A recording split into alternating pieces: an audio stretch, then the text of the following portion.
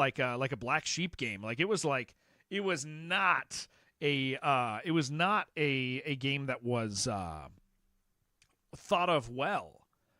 Was it? It was not thought of well. I'll tell you that. And there's interesting reasons for it. And I see.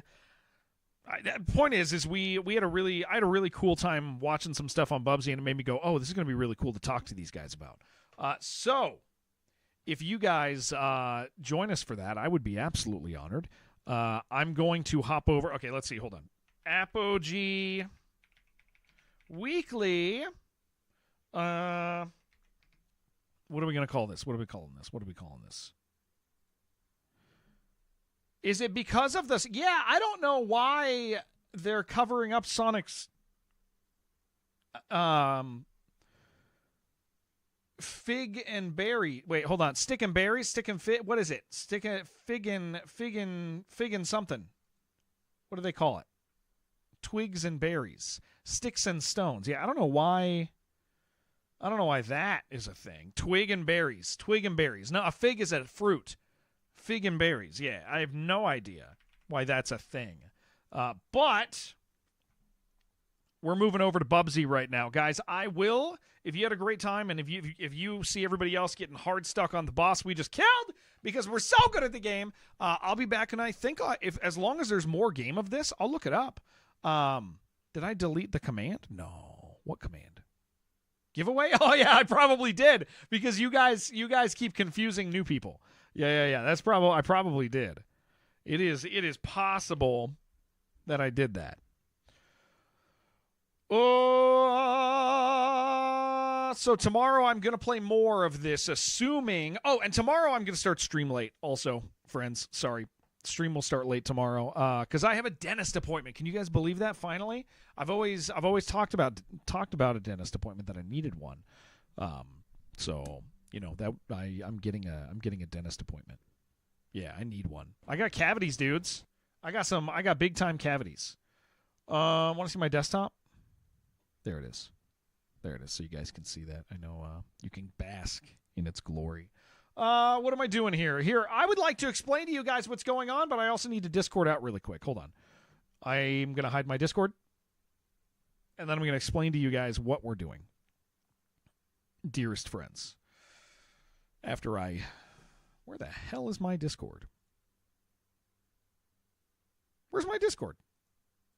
There it is. There she is. Okay, let's see. I also had an edit on something. I gotta see what's going on. We'll talk about all this in the intro. All right, everyone. Apogee time. Okay, I'm ready. Are you guys ready? Are we ready? I think we're ready. I got to make sure I have my Bubsy music. Hey, this might be really loud. If you guys don't mind testing it, okay? Hold on, this could be really loud. It's not. All right, that is good. I'm going to keep that. I'm going to keep that right here. Okay, time to shift gears. Thank you guys for letting me do all that, and let's freaking go.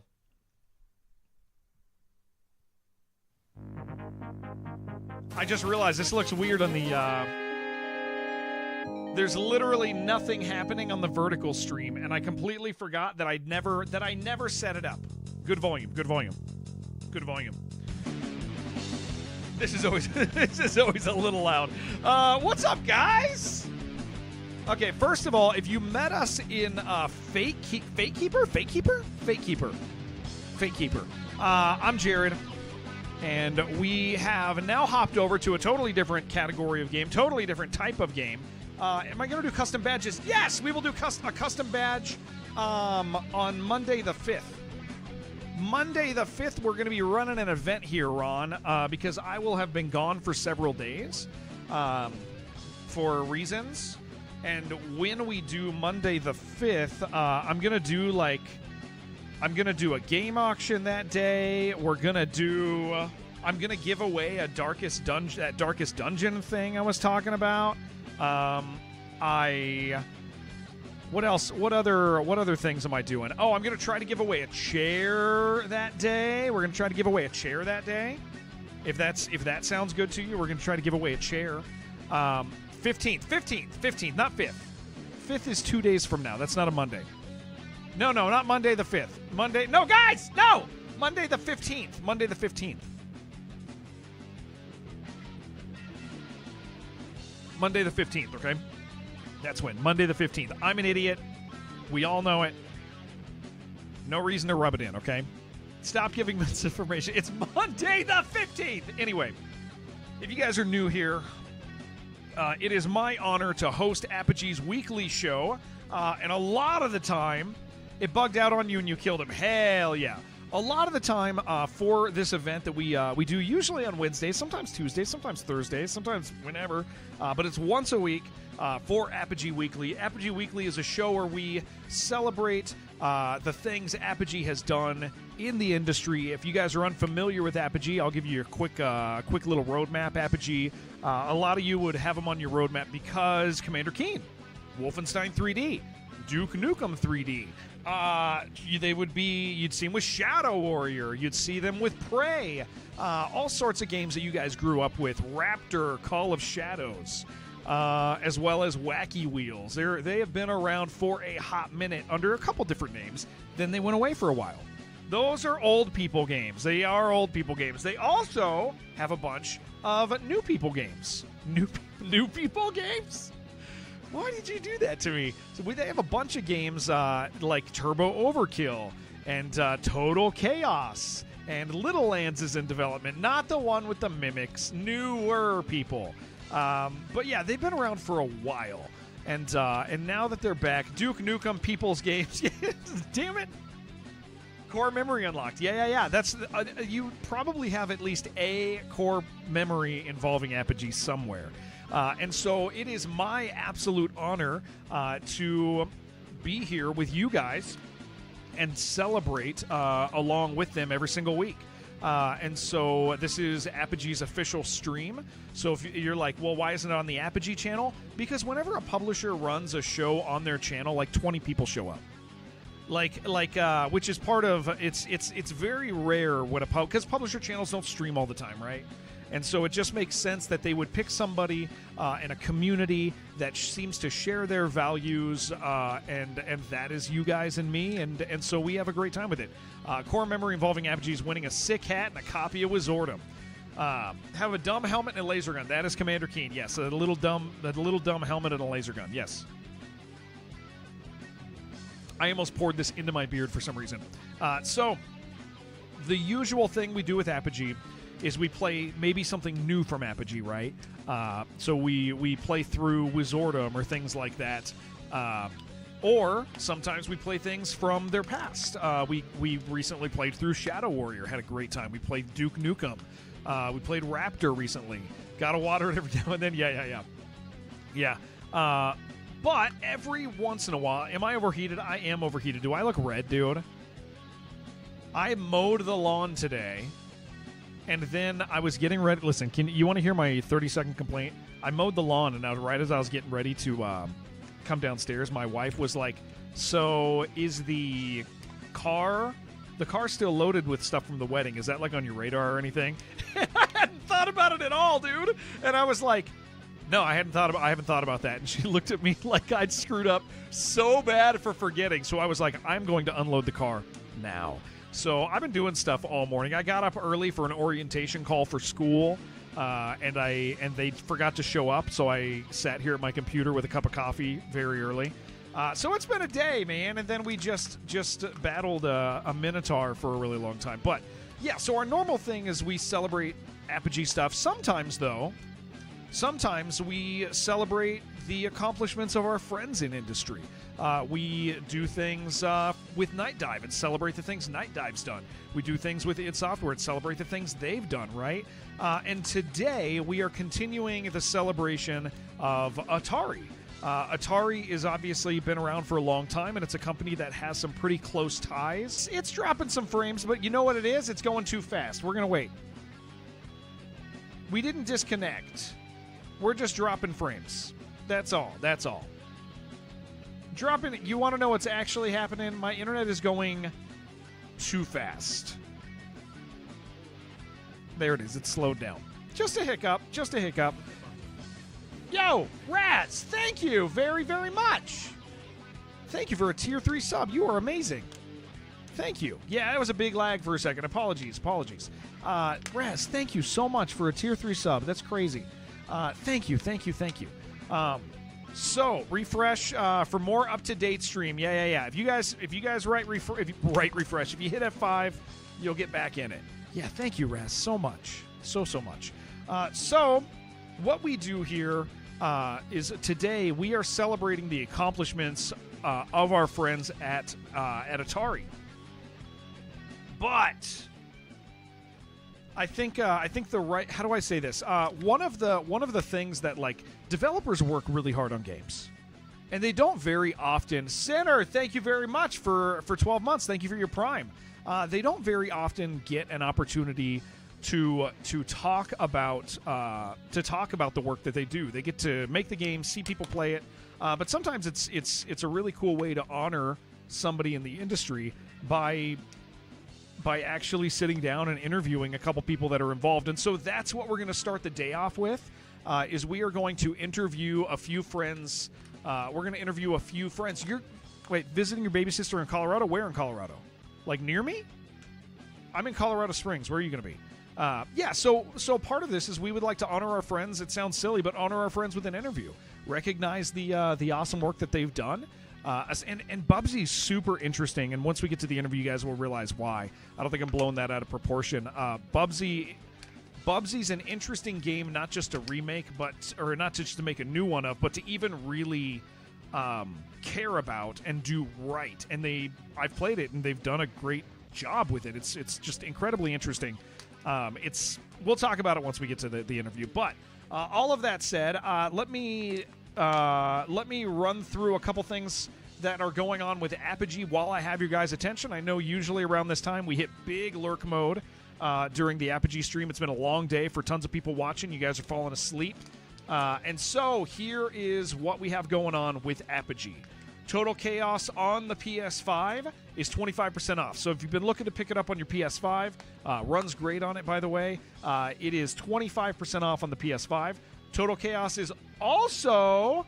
What? Total Chaos is coming to Xbox Game Pass Premium tomorrow for console and PC. So Total Chaos will be on Xbox Game Pass tomorrow. Total Chaos is also 20% off on the Switch. And Switch 2 patch drops today with some major improvements. Lighting improvements, higher resolution on your TV, all sorts of visual things. So, yeah, guys, check that out. Turbo Overkill on the Switch is $6. $6. That's an incredible game. So make sure if you have a Switch and you're looking to play something really good, Turbo Overkill is over there. Higher frames on the Switch too. And I don't mind saying this, Turbo Overkill is like really good on console. Like the controls they locked in are really good. I am no longer a controller guy, and they sent it to me on my PS5, and it is fantastic. That's $2 less than Fate Keeper. That's true. That's actually really a great point. And also, congratulations, Apogee Hocus Pocus, which is an old Apogee game, turns 32 this week. So if you guys have memories of Hocus Pocus and you're on socials, I'm sure you'll see something celebrating its 32nd anniversary. So make sure you guys congratulate Apogee on that when that happens. What's up, Mr. Horse? All right, all of that said, guys, we have an interview to do before we get to play the game today. I have not met the gentlemen that we are going to be interviewing, but I have their names, and I will introduce them to you in a second, but I got to get into a call with them. So there's going to be like a little weird transition. You guys are going to see me set up the interview page really quick, which should be fine. I don't think it's going to bother any of you guys. So give me just a second. I'm going to pop over here. It's going to be quiet. I'm going to turn on the Bubsy music. Hold on. Just wait. Hold on. Oh, yeah. You guys chill with me for a second. We're going to get them in a phone call. Driving to the in-laws. Oh, yeah, that is nice. That is nice. All right. Let me see if I can get these guys into a call. We're doing a Google call. So that'll be exciting. Let me see how I want to do this. We're going to have to do a screen capture. Yes, allow. Remember all the cameras. Allow OBS virtual camera. Okay, there's that. There's that. That is good. Camera is starting. Ooh, I got to turn off. Hold on. Nobody look. That's not the one. That is not the... Yes, this is the one. Hold on. Got to turn off that. Now we go back over here. Has there ever been an idea to focus more on the interviews and less on gameplay when you're having a guest on? Yeah, it's kind of a challenge to do. I mean, today we're doing this. They're not. We're focusing here. My general thing with an interview ship, I don't mind saying this to you guys. I've gotten pretty decent at interviews. Sometimes people want to be there when you're playing the game. Other times, you do stuff like this, right? And you like keep it as long as it's moving forward. And then the whole trick to an interview is knowing when to cut it. So let me see if I can join.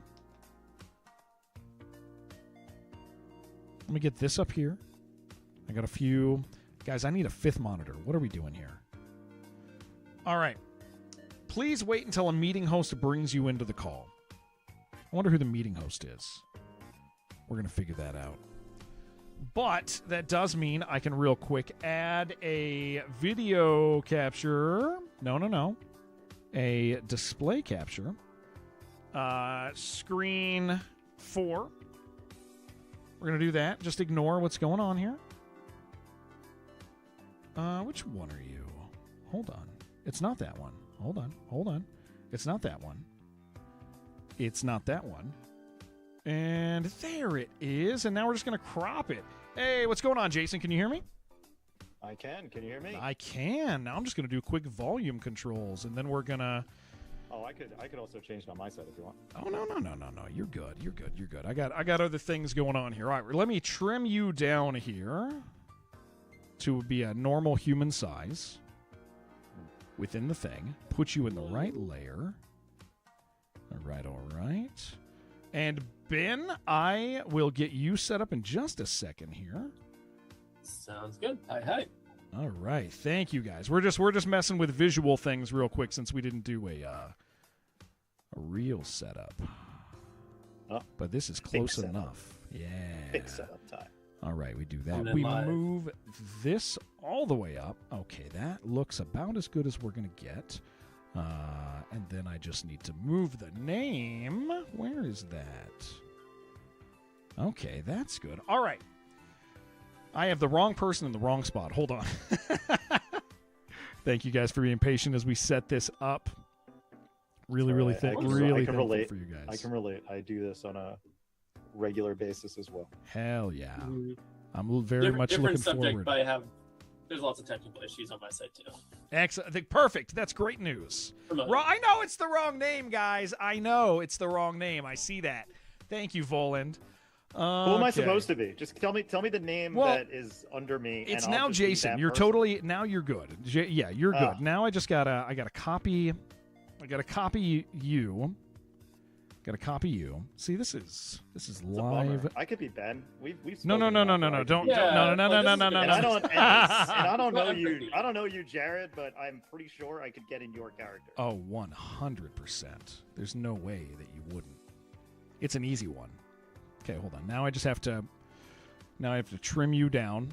We're gonna do a big face. Not that you have a big face, but it's gonna be enormous. Oh, I like that. I do like that. That is good.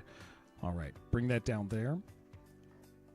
How we do? Oh, now I have to go in front of everybody. Hold on. I gotta move forward. Hey, is that fine, guys? What do you guys think? This is not out of hand. Yeah, we're great. How does that look? Is that okay? Is that acceptable? Maybe move the one. Maybe move the black box. I got to figure out which one it is. That one. Maybe we move that one. There. I think that's good. It looks good? It looks good? Great. Excellent. Cool. Let me make sure let's do a quick volume check. It is hailing. Can you guys hear the hail outside? No. Can you guys hear the hail? No? You guys? That's a good mic. You got a good mic. Yeah. On that note, I have a fan going. Does that come through? No. I can't hear that at all. No. I got hail pounding on the window right now. No hail for anybody in chat. Okay, I can cook for audio quality. I just wanted to check first. No. You're great. All right, let me just make sure my Bubsy music is on repeat here. We got what did I go in the right mindset. I went with the most chill Bubsy song I could find from this game. New God of War is coming out. Yeah, Raz, you're right. We're going to talk about it at some point, maybe as we're playing games today. I'll end up telling you about it. All right. Are we ready, guys? Can we start this officially? I'm going to click off the screen, and then I'm going to pretend like we haven't I'm going to pretend like we're just popping in, okay? We're going to do pretend stuff now. So nobody can see you. It goes does the music? Yes, there it is. Beautiful. All right, let me be the first to welcome to those of you in chat, people who you have definitely never ever seen before. I just realized that YouTube vertical video, you're not going to want to be over on the YouTube vertical video because you can't see anything that I'm doing right now. That is just occurred to me. Guys, welcome to the stream today. Again, if you're on the YouTube vertical feed, I don't have that set up at all. Go over to the regular one so you can join us interviewing our friends, the Bubsy dev team. So first of all, let me introduce you guys in chat to Ben Miller. Ben, hello. Hi, how's it going? Look, it's Ben, guys. That is fantastic. Yes. Ben, thank you for joining us. I will tell everybody who you are as soon as I pull it up so I can say all the right things. And then I will introduce Jason. Guys, Ben Miller is the co-founder and lead developer at Fabraz. Yep. Fabraz. He met the other co-founder in college. They started it up. And they are the team that pitched Bubsy 4D to Atari. We're going to talk about that because I think that's really, really interesting because of Bubsy's history. So we're going to get into a lot of that. But I would also like to introduce everybody in chat to Jason Polanski. Jason is the Associate Director of Games and the producer of Bubsy 4D for Atari. So welcome to Apogee Weekly, gentlemen. It's nice to have you. Good to be here. Thank you for having us. Yeah, absolutely. So I said this a few minutes ago to everybody in chat, but I want to make it. I don't know. I just want people to know what our goal here is. Apogee, us at Apogee, loves celebrating industry peers. That's the big deal. Is we think that Apogee's always screaming about the accomplishments that they have, and you're going to see Duke Nukem every 30 seconds from Apogee because that's a big deal to them. But we also have friends in industry that genuinely have just done some really cool stuff with their time, and so we like to celebrate Night Dive, and we like to celebrate id Software, and Atari and friends are one of those groups to us, and so. With the release of Bubsy, which is like a supremely interesting game to make again, which will explain why in chat, because I'm going to have questions for you guys that are going to lead you down that path. We just want to celebrate your guys' accomplishments. Atari has been around for a long time, and then Fabraz being involved is just a thing we think is cool as hell. So first of all, congratulations on your guys' release of Bubsy 4D. It's gotten really good reviews, we'll get to that. That's a funny thing for a Bubsy game. So congratulations, guys. Congratulations on your launch. Thank you. It's cool stuff. The fans love it. Yeah. That's what matters most. So I guess I will give the 30-second primer so everybody is kind of on the same page of why I think that you guys, I think this is like a conversation that's worth having with you guys, the dev team, and why there's interesting questions to actually dive into. For those of you who don't know historically, Bubsy, outside of like people who have a passion for the character, Bubsy's not good. like that's the thing people say. Bubsy's not good. You can go in and you can look at the games, and there's like design things in it that are so odd sometimes, especially as you go throughout history. Bubsy's what, like 4 or 5 games in the series? That sound about right? Yeah, we're the 6th official one. There were 3 in the main. It gets a little fuzzy with like some of the ways some of these releases got like mirrored, but there's sort of like the original 3 or 4 of the original series that were all 2D, ending with Bubsy 3D, which for reasons. And then there's their sort of this revival set of iterations from different indie studios that there were 2 previously, like I think 2017 and 2019, maybe, and then us as the third of those with Atari in what year since. Yeah, and I think that's the thing that's crazy is like so everybody gets it. Like when I didn't know because I didn't have a history with Bubsy, but because last week we played and I had such a great time. And like guys would come in and they're like, "So is this game a joke or what?" And I was like, "I don't understand that question." And so I sat down this week and I watched like, a few videos on like the history of Bubsy, and it was always some dude making the video who loves Bubsy so much, and he's like, "I'm going to be honest, this game like number 2 sucks so bad. Number 3 sucks so bad. 3D was not a good game." And you're like, "But why do you love Bubsy?" And so historically it's an interesting game because I can't even think of a comparison. It's not like making another Sonic game. It's not like making another Crash Bandicoot game. It's a game that forces for anybody to want to make it. There's almost a redemption arc. So I guess what I want to ask you guys to start out with, and either of you can answer this, is why Bubsy? Oh man, can I take this one? Yeah, I think you're sort of like the origin point of this because. Yeah. We worked with you and after your channel. Yeah, so it actually starts with it actually starts with Wade Rosen, our CEO, who bought the catalog of games from Accolade, and maybe that was part of another thing, but that included a whole bunch of games, one of which was Bubsy. So when that happened, Sam Brown, who is a creative producer on the game and actually is our release manager, full-time release manager at Atari. So he kind of like his extra credit work was being creative producer on this game because he loves this series so much. Sam's an interesting cat because Sam loves platformers, number 1, but he also loves memes. So when Wade bought this, I remember like not a lot of people in this office, but Sam is one of those people in the office, and he came to me and said, "Oh my God, we just bought Bubsy. We have to make Bubsy 4D." That's what he said. So I said, all right, well, this is how we would do that. And I kind of helped him facilitate this plan, and him and I collaborated to create what they call an RFP, or a request for proposal, where you would reach out to a bunch of teams and try to solicit the best idea to make this game. And that is ultimately what led us to Febreze, because he was actually inspired by the growing trend of a lot of this more fluid movement, or the schmovement, or as Fabian, the other co-founder from Febreze, would call it expressive platforming. And that was like one of the references in the RFP was games like this, with Demon Turf, one of the Febreze games being one of them. So of course they were on the list, along with tons of other talented teams. And that's ultimately what led us there into the collaboration. And eventually, Wade went on a podcast. He went on, I think it was the MinMax podcast. And they were talking about it. And he's like, "Yeah, so you bought this stuff." And Wade's like, "Yeah, they have this game. And the guy's like, "What about Bubsy?" And he's like, "Yeah, if you got ideas, send them your way." And at that point in time, this idea of the RFP was sitting there. And we were like, all right, we think he wants to do it. Then that happens. And we're like, "Dude, what's going?" Yeah, we'll say dude to Wade, I guess. In that moment, it's 6:30 here on the East Coast, so I'll say that.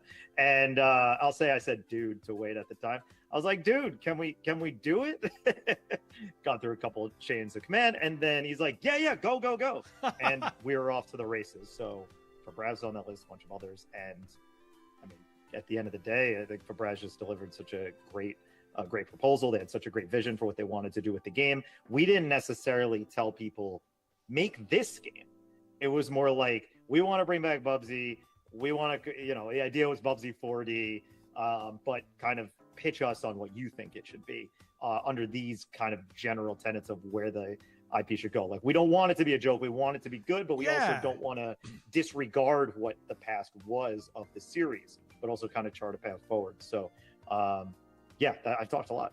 No, it's story. super interesting to me because something you said is because we exist right now, right, in this meme culture, right? Like memes are everywhere. It's what we spend. It's a recreational aspect of our lives, but it's also with a lot of like development in games, like it's a really tempting target. And so I guess I want to talk to you guys. I guess I have questions about you guys chose like this really sincere attempt at like avoiding that. So yeah, let's talk about that for a little bit. Like how do you guys get there? How do you get away from the temptation of making a Bubsy that's like self-referential in like a bad way and get to where we got? Because Bubsy 4D is like actually incredible. Thanks. Thank you. Appreciate it. I think it came about from a couple things. That first and foremost is we like to just take what we work on seriously and like making the best effort of like making a game we can be proud of. And there, part of that is looking back at that history and thinking critically about like what it would mean to make a new Bubsy game. And one of the first steps in that is like I actually am a weird outlier. It's the thing about Bubsy's status as a meme of I grew up with on the Sega Genesis the first two Bubsy games and played them, and I had actually a history with it, but I didn't actually know about Bubsy 3D as a meme very much. Somehow I missed this, and so I was aware of Bubsy and was the only person on the team that actually had that history growing up, but also missed a little bit of this sort of larger than life sort of blowing past the scope of its own franchise, the status it became as a meme. And that part of our process early on was wanting to look seriously at these games. And for one, growing up with them, I don't remember them being bad. They were fine. It was like, it wasn't Sonic. I grew up with, like, that was like the platformer, but I remember kind of fond memories of Bubsy 1 and 2. And when we went back and looked at all of these games to play through them ourselves while we were working on the pitch, it was not reflective of kind of like how the meme has spread and sort of shifted over time and what the public perception of it was. Like, the original Bubsy was kind of like a Sonic. Like, it was a very momentum-heavy, 2D cartoonish platformer. Like, there were a lot of these at that era of kind of trying to find their next big mascot, everyone trying to get sort of like jumping onto that bandwagon. And then moving to 3D, when we were playing through the collection, it had interesting kind of choices and things that worked, a lot that didn't, but that it wasn't terrible. Like, there's a 3D platformer before Mario 64 came out, which is a very, very different landscape to be thinking about making a game. And that the story, as I understand it, is essentially Mario 64 came out and they were a few months out from release of Bubsy 3D, and they were like, well, I don't know if it's a family-friendly show. We're not in a good position. Oh yeah. It's great because I mean that's a fair point, right? Like Bubsy, for our audience that doesn't know, like Bubsy 3D, it's a team is developing Bubsy 3D that has never done that type of work before, and so they're stepping in. Yeah, nobody had. Yeah. It was so early, right? And I mean, from what I know, like the finances weren't quite the same as as Mario 64, and obviously you have different hardware things going on. But it's like, so it's this extremely clunky thing, but that is technologically impressive in its context, and more so than that, like anything else, I think it's funny to think about it in terms of Atari. Like, you play a bunch of these old games, like the old Atari games from the 70s and 80s, like everybody was just figuring it out. Yeah. You know, they're figuring out. So you're figuring out what a 3D platformer is and how it works. Because there's some wild stuff going on in Bubsy 3D. Like, if you play the collection that Limited Run put out and play their remastered version of Bubsy 3D, it's still not very good, but they did some stuff that you didn't even know. Like, Bubsy is actually making faces and expressions, but the camera is locked behind his head, so you don't even know that's happening.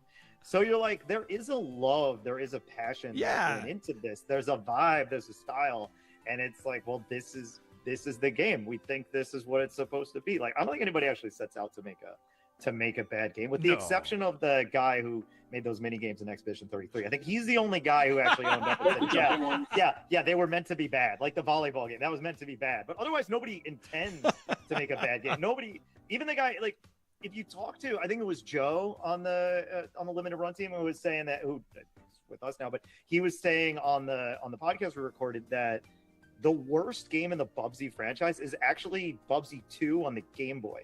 Oh yeah. It's like is it's worse like, than 3D. It's almost soulless because it takes everything out that makes Bubsy. But also playing it is awful. Yeah, but that was our kind of pleasant surprise playing through them. Was like we found a lot interesting in Bubsy 1. Kind of bounced off of Bubsy 2, which was the one I remember really liking. So like I assume it's even worse on Game Boy, but like also a lot of what kind of was interesting about how it worked in 1 was gone. Like the physics, the handling, just a lot of the finer points of the control. I enjoyed it a lot as a kid because it just had a lot of variety, which then like bells and whistles and distracted, like jangly keys kind of mindset. I've described because oftentimes at conventions you get a certain generation of people that just don't know what Bubsy is at all. And they're like, what is this? And I always describe them like, well, you basically started off with these 2 entries on SNES and Genesis, which were very okay at best. Well, okay, so here's the interesting thing, though, and this is what Bubsy, like, after, I mean, because I didn't grow up on Bubsy, like, so Bubsy 4D, like, I'm playing Bubsy 4D, and then I go back and look at Bubsy 1, and there are so many things mechanically that are expressed properly in Bubsy 4D that Bubsy 1 wanted to do. And I see like this direct correlation where it's like it feels like a redemption of a concept, right? Because like for those of you who don't know who are watching, like Ben, Bubsy, he's getting it. He's getting it, Ben. Bubsy does this thing that Sonic didn't try to do. Sonic is a fast game. You are meant to go fast 90% of the time. Bubsy, you're meant to go fast and then slow down, fast and then slow down. There's precision platforming. There's exploration. It's limited, but there's exploration. You see it. But then there's very fast times, and it's also extremely unforgiving. And so you get this combination of like a high skill expression like requirement for it, but also you see like a variety of gameplay, and that's a thing you didn't have in 93 very often. Normally in 1993, a game, here's what it is. You're going to play this, especially console games. Like the levels are all going to be similar. There's not going to be tons of different mechanical expressions between sections. Like here, you might have like a riding level where you ride something, but this is what the game is. And Bubsy has 2 things going on. And it's so interesting when I'm playing Bubsy 4D, that is what you're doing, is you speed from area to area, and then you do fun, enjoyable precision platforming and light combat. And so I see, when I play Bubsy 4D, looking at the series, I see Bubsy 1, like most faithfully expressed in something new. And you said I get it. That's like the idea, right? That's where you guys are aiming for. There was, I'd say of all of them, it was Bubsy 1 where we kind of drew the most thinking about like how do you want to extrapolate and carry this forward. Like Bubsy 3D, obviously there's a precedent there with the, being in 3D space, but a lot of those sensibilities of like momentum heavy kind of Sonic-esque kind of speed, a range of different sort of shifting between those modalities, like you're talking about, sort of more speeding along versus more sort of slower and precise. A lot of just like the character of the sensibility, the comedy, the sort of attitude going into it. But also the explicit moveset, right? Like other than the new stuff that's there, the glide.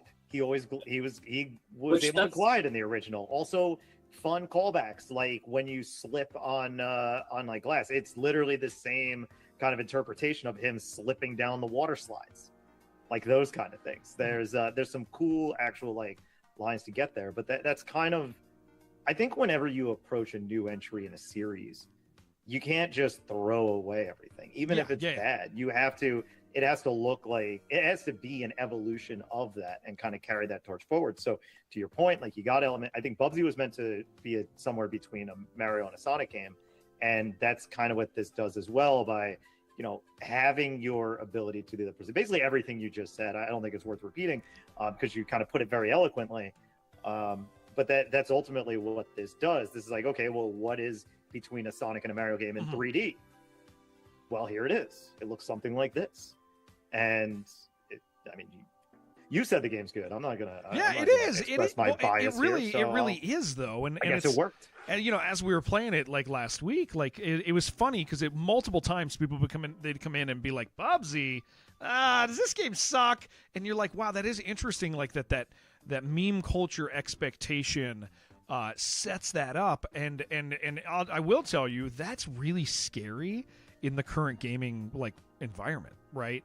Like players are brutal in 2026.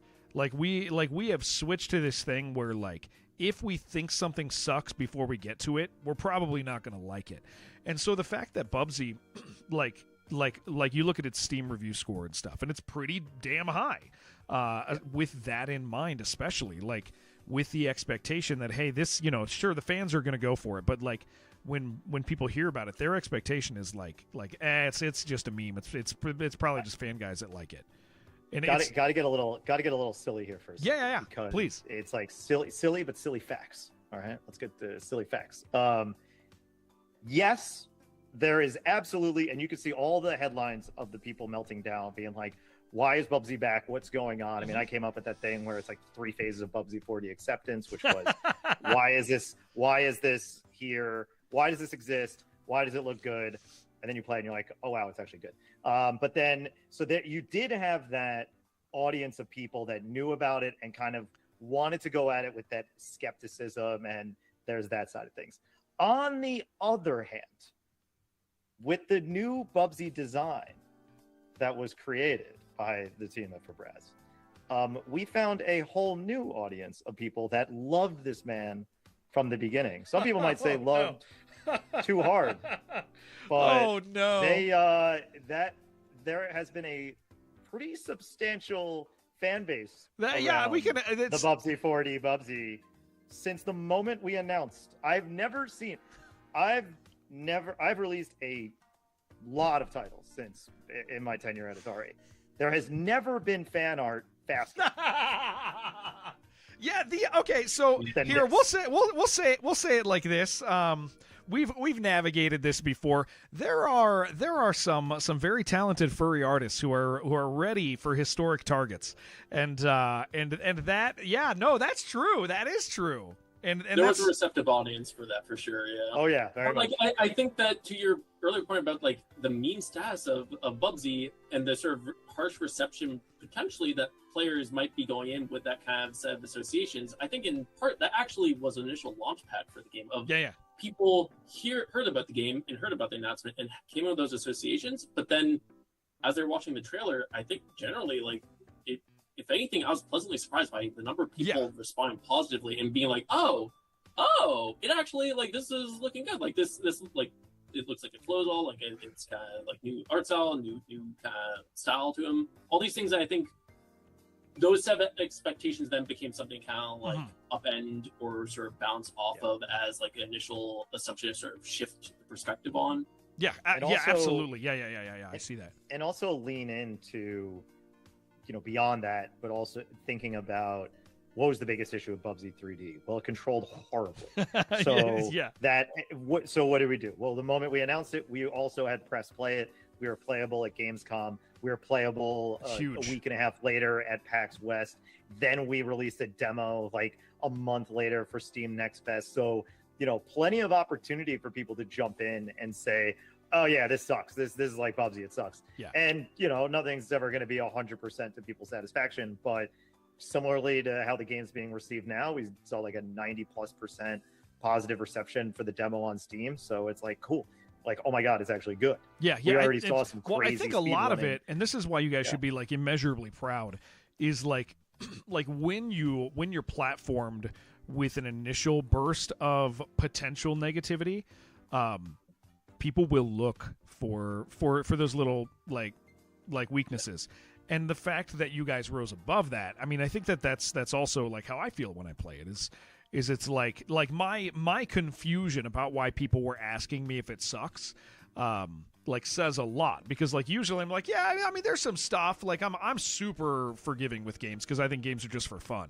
I don't take them seriously at all. But it's like I didn't have to like sometimes I gotta like justify something, be like, this isn't great, but this over here is. But Bubsy's just like, I think what I was saying when we were playing is like Bubsy is like a very video game. It's fun to play. It has a degree of playfulness and innocence to it that I've missed. All my games are serious. All my games I'm shooting guys' heads off. And so it's refreshing. Did you get to that part in Bubsy? Not yet. We're hopefully today. Hopefully today. Although we're going to talk about that. No, yet. we're going to talk. We are going to talk about the Sonic skin. I'll tell you what. We got some I don't know questions. what you're talking about. We have a question, or well, one primary question. But no, it's interesting to see that, like, I mean, I gotta say, like, and this is part of like I think the attitude that like Apogee has is like, it's so good to see people succeed in this industry right now. You see people fail constantly when they shouldn't. And Bubsy just seems to navigate and turn in all the right places and do all the right things with the right audiences. That it's just a great job. And yeah, I think when they asked me, like, do you want to play Bubsy? It's like, yeah, absolutely. That makes so much sense. A classic game. It's good. It's well received, and it's from a group of people that have a history in the industry that should be celebrated. And so, yeah, hell yeah, guys, it's freaking great. Let's talk about skins. Why? What happened? What is this? Well, wait, I do want to add one more point. Okay, I'm ready. About that, and just kind of tie it all together, because you mentioned that, you know, the history and all that stuff. What's interesting about Bubsy is I find that because Bubsy 3D was so bad and has been memed, has elevated the notoriety of this game and given us a platform that we wouldn't have had if it just remained very okay. Yeah. Like if Bubsy 3D came out and it was like a 7, and it'd be like, all right, fine, whatever. It would have been lost just like any of the other kind of platformers that have been lost to to history. And if you have this crazy one that's infamous, that exists because it's the subject of donkey videos and everybody just associates it as one of the worst games of all time. Cool. Well, then the moment you announce a sequel to that, people are going to perk up and be like, I'm sorry, what? Yeah. What now?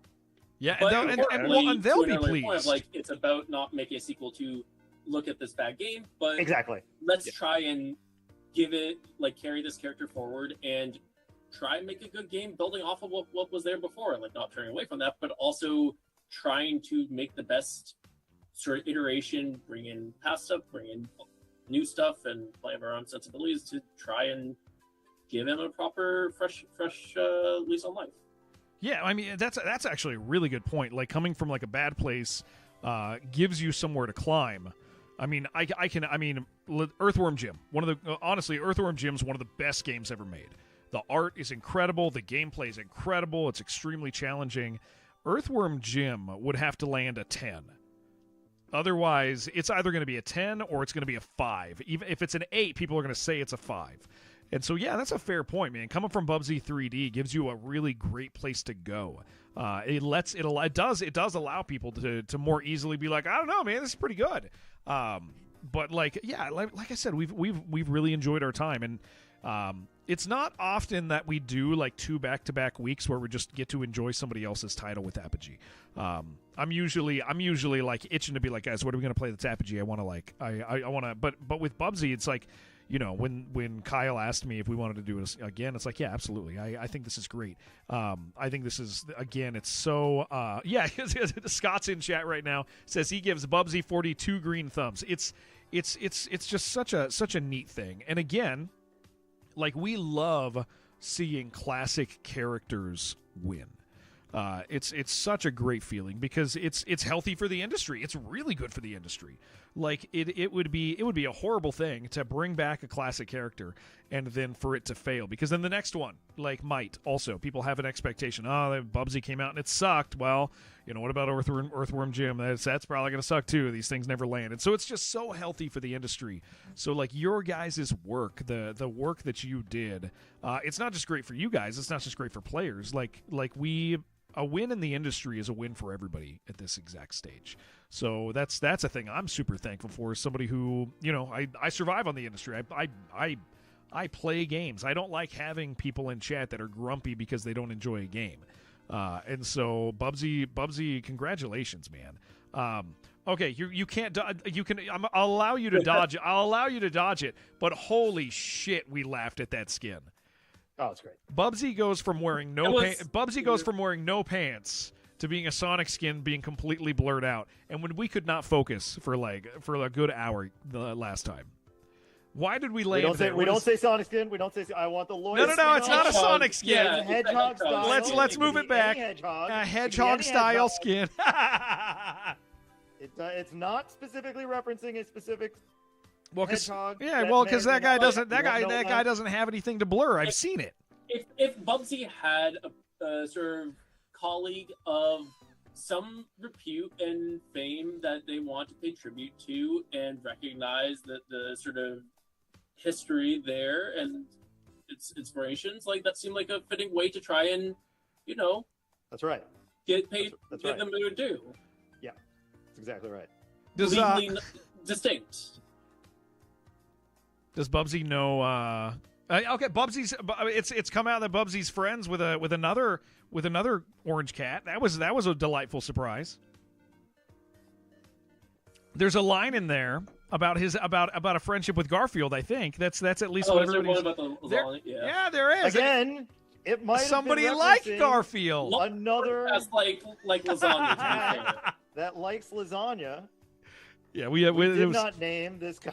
Well, and so I think this but goes that's to that kind of came about a little bit also is like a shift towards with writing the character. This is not my role, but like for us sort of all throwing stuff into the team and Fabi as the main writer, that it kind of turned into a little bit of a fourth wall breaking meta referential figure, because like he always had a little bit of that in the earlier games that there's playing at kind of like being a movie set and parodying sort of classic film titles, and the framing was always a little meta and referential. Mm-hmm. So tying that in felt like a good way of extending or continuing on like a sort of element of the franchise. Yeah, I was gonna say, like, that's my point in bringing up like these things is like there is, I mean, like when you're talking about like for lack of a better term, I guess mascot characters, like when you're dealing with mascot characters, stuff like that is so important. You need those touchstones, right? Like that's because the character is, I mean, if you just have the game, it's just a good game. If you just have the character, it's a funny character in a bad game. But like the two work together so well, and that's something like with Apogee, like that we like all the guys at Apogee are incredibly proud of the characters they've made, and they should be, because people latch onto characters. And as we're playing Bubsy, like, and we're laughing about the comments about other cats that he knows, and as we're laughing about skins that reference similar titles potentially, like you get this vibe of who Bubsy is as an actual character, as that mascot style character. And that's such a vital thing for the series, and really for any attempt at a character like this, because you can't just those things have to expand, and you guys did such a great job of expanding that character with those funny things, and with like you said, the fourth wall breaks and stuff. Fourth wall breaks where he talks about, he's talking to the kids and stuff. And they're like, "Oh, are you going to do this thing again?" And it's like, I love that stuff so much.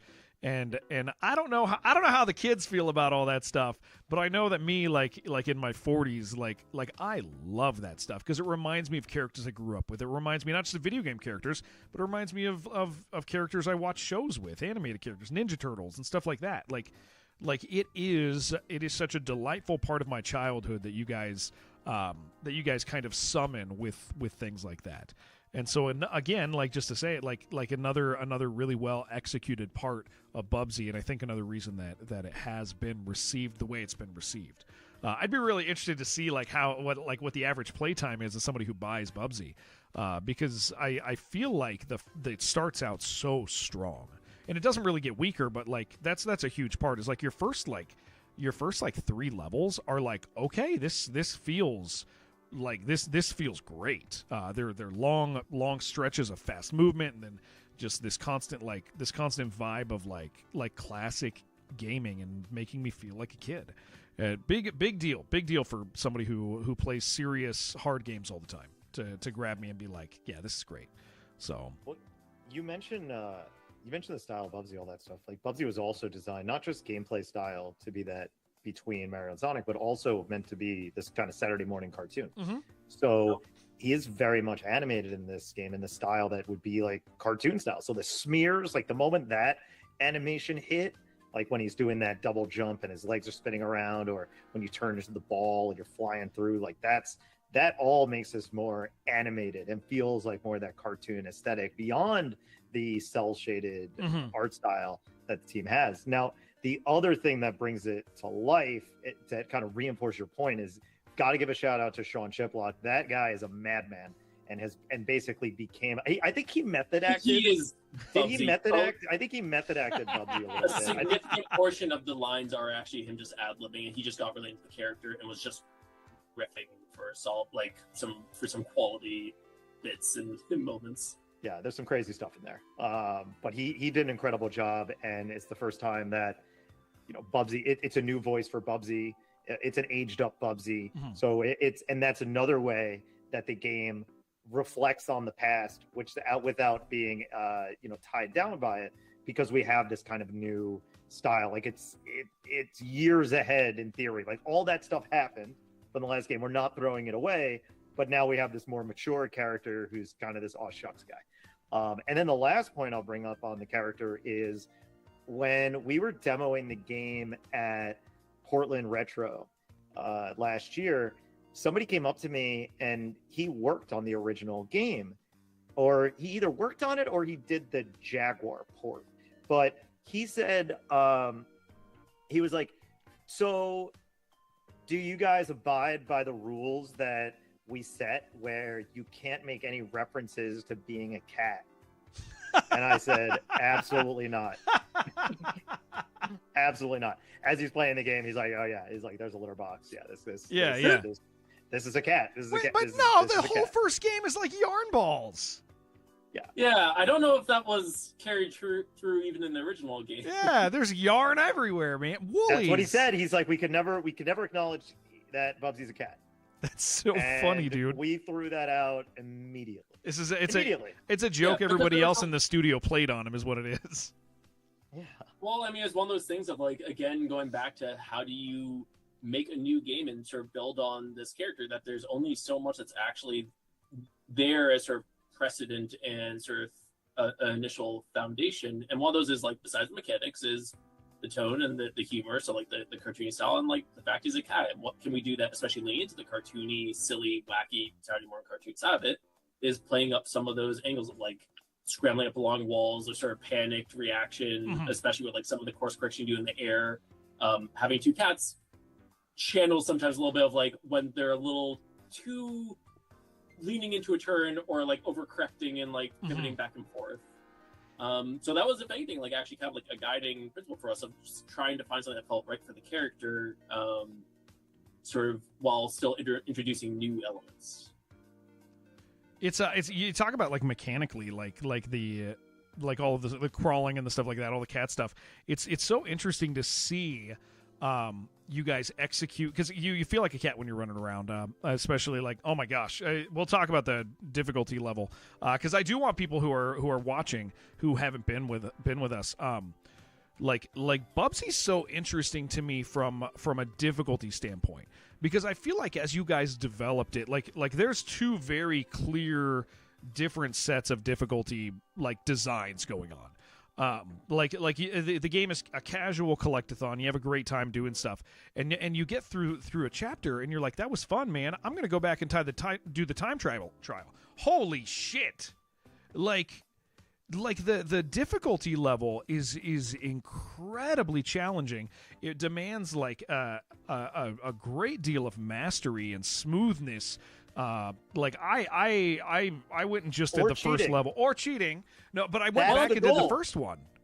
It's not cheating if we planned for it. That's right, but it's a matter of finding shortcuts. Yeah. Like that first level, I mean, like having to leap over like the big water section and get there. Stuff like that. I mean, even that, I still barely made it on the first one, and I sat there and tried it for a while, and it's such an interesting thing to me when a game is designed so well in two different aspects. Maybe we could talk about that for a minute, because obviously that's a really intentional thing. It's like trying to cater to both groups of people. It's awesome. Go ahead, say something about it. Yeah, so this is a little bit like stemming out from our work with Jason threw out the term a little before of expressive platforming, that this is a little bit like the style of platform design we dig into, which is like you usually have multiple, like a wide move set, lots of different options for how to tackle any different situation. A lot of it is how you put your spin on which tool you use for that, and that tied in with that is level design. We usually approach it kind of thing as like there's kind of three versions of how you can think about the structure of the level. There's the straightforward, just like the standard path that is just like the golden path that most players will go through. It's a standard sort of structure that you're familiar with, of like, progression, like jump, platform. Here's the hazard, interactable. Then there's the secondary layer, which is kind of like our plan for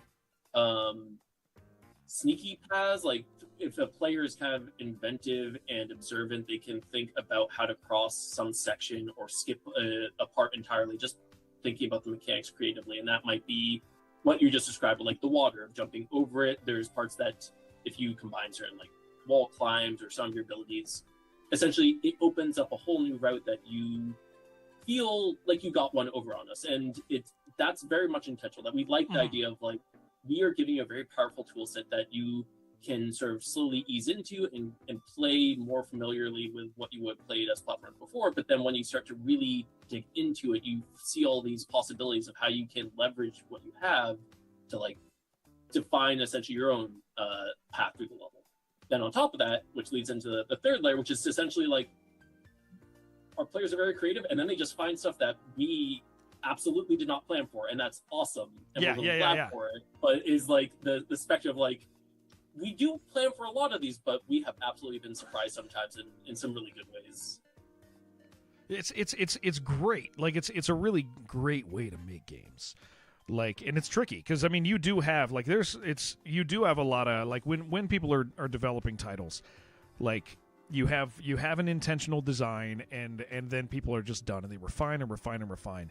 But the idea of like understanding the nature of Bubsy, the nature of the genre you guys are engaged with, the nature of gaming these days. Like you have, I mean, when we were young, speedrunning culture barely existed, like almost not at all. And it's funny because we had like timers in Doom, like this is the time to beat. The timers in Duke, this is the time to beat. Like so, there's games from the '90s that have that, but that wasn't a thing people actively engaged with to the same degree they do now. And so, yeah, just an acknowledgement of like how Bubsy caters to multiple audience types so well, because I felt that like I was like I'm sure gonna try one of these, I'm sure it's gonna be fine. And it was like I was freaking out, like I was like there was sweat, there were tears, there was anger a couple of times, and just a great thing.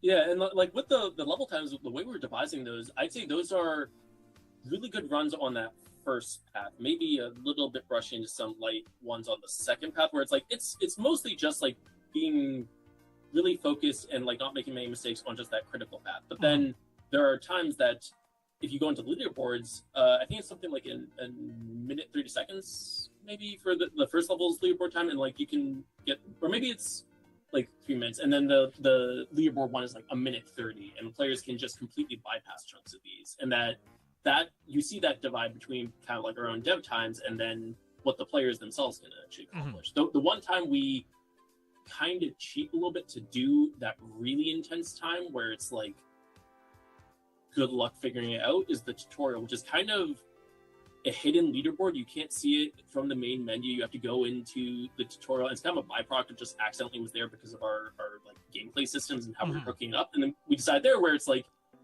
it's not front and center that you're going to be aware of this, and we decided there of like, you know what, let's push it a little bit and make a time that like is going to be a real just mystery for people to figure out. And that they did. And like there's like this is one of the nice things about our leaderboard system is you have leaderboard goes that you can see other players' times through the level, and that's where you really start to have to do like these big jumps with hairball mode, or think creatively about how the structure of the level might be.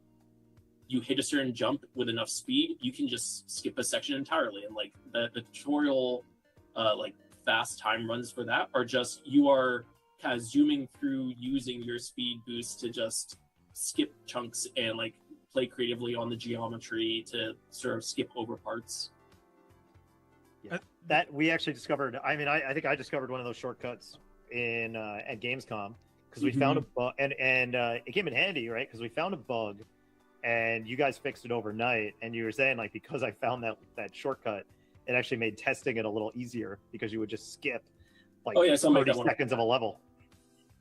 With leaderboards, do you guys find that like 'cause if somebody like really pushes something crazy onto a leaderboard, like not intended, one of our guys is asking is there a line you consider cheating, or is it just you guys just don't care?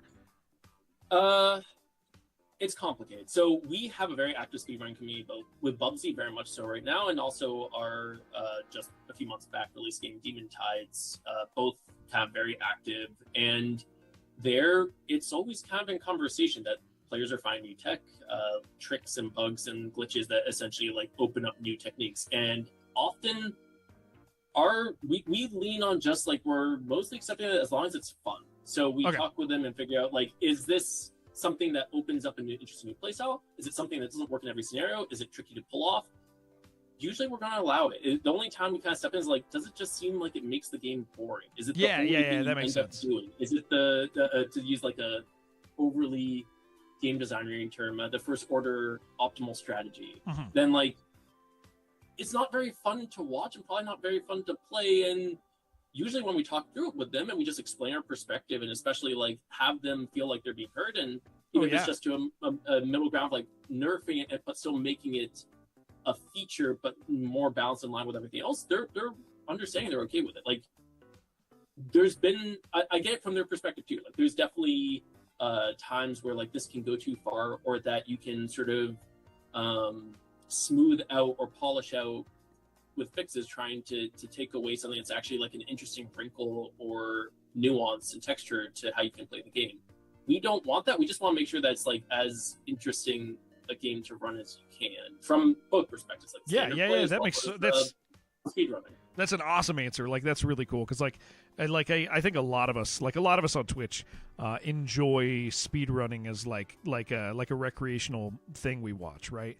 And there are, I mean, like when you're talking about like speedrunning boards, you have like limited categories, and people will not always run the fastest category because it sucks. Like it's not fun, and it's not fun to watch, and they'll choose the ones that are interesting and enjoyable. And so it's cool to hear like from the perspective of like the developer interaction, like navigating that, the communication, like that's a huge deal. That was a very, very great answer. Thank you for that. I think yeah, of course, because like there's lots of elements that like on the finer points of some of the mechanics that I know a lot of them, but that they kind of discover and surface for us too. And like it's a little bit of a conversational style of development that you sort of start to get a more full sense of how all of this flows together as you're actually playing the game that exists out in the wild. Yeah. Like to the point of like back before Tides and Bubsy with Demon Turf, we have one that was essentially a bug that was valid for speedrunning but obnoxious to use. So we just graduate into like a consistent feature. It was something like when you first start a level, there was some input buffer where your input normally was blocked while the camera was like transitioning out, and that the first time into the level it wasn't there. So players were just playing. If they screwed up, they quit back out, reset, load back in. And that's not dumb. Yeah. Just make it every time, because then it's like then it removes the annoyance and the friction. And actually have their cool toy. And that's awesome knowing that that's the way you guys have handled that, because as Bubsy, like Bubsy is something that I know, like I fall asleep watching speedruns every night. That's like every single night. That's how I fall asleep. I usually shut my brain off, and it's something I don't care about. And if something does come on I care about, it sucks because I end up staying up too late. But like like Bubsy is something that I anticipate seeing guys run on the channels that I watch at some point, with G2Q and the other 4 or 5 that are out there that are big. And so that's really cool to hear, that like the idea of acknowledging those communities, engaging with those communities, and then making that stuff more fun. Because as I play Bubsy, like as we were playing it the other day, we were like, man, I bet the speedruns for this game are so cool. I bet they're so fun. And that topic kept coming up, every 15 minutes somebody would be like, man, I got to go see speedruns of this. And it's like knowing that there's a developer hand that is experienced in that makes me go, okay, cool, sweet. Then it's like it's something that has some degree of maintenance to it that cares. So that's awesome. Again, another thing that's great about Bubsy. Man, this has been a lot of fun, guys. I'm really, really thankful that you guys took the time to do this with us. And I'm really thankful to Apogee that you guys are excited to celebrate wins of this team and everything else. I guess I'm in a habit every time I do an interview, not letting it get to the point where it ever drags. And so that's the key to doing a good interview is knowing when it has momentum and when to cut it. And so we still have momentum. And so what I want to do is I want to ask each of you guys if there's, and you guys could just say no, if there's anything about Bubsy, this development, history, new stuff, whatever it is, if there's anything that you just wish I would have asked you, anything that you go, yeah, that would have been cool if you brought that up. And if not, no big deal. That's easy enough. The first thing that comes to mind is not so much ask us. It's more so that it's more like hey, did you know that you could play the game with tank controls? So you can play the game with the Bubsy 3D skin and then turn on tank controls and basically play the game as it was intended to be. It doesn't do that horrible camera thing, does it? No, it does. It does. That was requested by Sam Brown. Yeah, Sam Brown demanded guys, that it be authentic. That is so funny. For anybody who doesn't know, Bubsy 3D had this horrible idea. Like mechanically, it is just like figuring it out. They were absolutely 100%. I don't think that they were stupid in doing it. I think it was just this thing where it was like, what else do we do? This is the way to do it, right? And it turned out to not be the way to do it. But whenever you jump, your camera points almost straight down, and so it's anytime your feet leave the ground, you're looking at the ground. Yeah. How else would you know where you were going to land? How would you know? Who didn't even know if you were going up or down? Dude, that's funny. I think with like how they didn't really like, there's no precedent for this. I think that's one that Jumping Jack Flash. Jumping Jack Flash, I think actually did that. Too, which is like the first platform, which again with like they were still figuring out, this was the Wild West of the genre of what do you even do to make this work. Yeah, that's wow. I guess that's in the spirit funny. of fun facts of the game, also there's crowd control, which then you can have your Twitch force you to also have tank controls on. I did not know that. I had no idea that there's crowd control. Okay, it fell into the spirit of the slight massacre kind of frustration angle of some of Bubsy's history too. I'm gonna go look at it. That's awesome. I had no idea. These are great. Man. Yeah. Cool as hell. Otherwise, no, I think this is awesome. You got all the relevant questions. So it's cool to just surface some of the things that you might not think about looking for if you not go deep in the menus. I mean, the amount of customization you could do in the menu, the slider that you can have for how much you want Bubsy to talk. You can make him talk more than he does by default, or you could shut him up. And he does respond. Like there's so much like little things and attention to details that I think are probably going overlooked in the game as well. Like if you mouse over Bubsy, he'll react. It's like there's a bunch of interesting stuff throughout, like little attention to detail that Brass put in. So it's always good to bring up some of those more fun things in there. Yeah, we definitely try and just have that level of just detail in all of the like settings and customization and handling, even down to like input binding and having Bubsy react to things. And the other thing I like to tell people is like, if you're still not convinced the demo is on every platform. Yeah, it's on there you PC, go. And it's on all consoles. So try it. Yeah, I don't want to tell you to just go buy it, play it. If you like it, then buy it. There you go. The game speaks for itself. I agree. I think that's great. Yeah, that's a great place to close us out. Jason and Ben, thank you guys for joining me, man. This has been cool. This was great. And after watching a bunch of stuff on Bubsy yesterday, I knew this was going to be a fun one. What are Ben's cats' names, and can we see them? All right, Volan's asking if at least for the cat names. So it is Matto and Luffy. Right now the door is closed. If I open it, they might jump in. You don't got to do that. Open the door. Let's see. All right, let's see if we can get Volan to cat. There you go. Sometimes you get to do some executive decisions like very this. nice. This Well is done. This is the extent of my publishing. Well power, done. Yes. Is forcing him to. Yeah, the cat control of cat is the right thing. Yeah. Exactly. There you Hey, oh, that's a beautiful cat. That's the other one. He does not like the limelight. He's out of there. Well, sweet, cool. Then I'll go ahead and close us out, and me and the guys are going to go enjoy Bubsy for the next couple hours here. Play with tank controls. At least try it. Oh my gosh, I will put it on. I will put it on at some point. I will be. You immerse yourself back in that history. It's not like I'm telling you to do. It's not like I'm saying tank controls plus 9 lives mode. Oh my gosh. Okay, 9 Someone lives mode sounds great. Someone just did that. I saw that. That was one of the things I was most excited about when we played it. Is I was like, if I beat this really fast, we're gonna go back. Although it's longer than I was told, but that's probably because I get lost easy. So, well, Jason, thank you so much for joining us. Ben, thank you so much for joining us. Cool as hell to have you guys. And congratulations on your release from us here at Apogee Weekly. Big congratulations to you guys. I'm very, very glad to see you guys win. Great, thank you so much. Appreciate you, and I'm really glad you enjoyed the game. It means a lot. Yeah, absolutely. All right, thank you guys.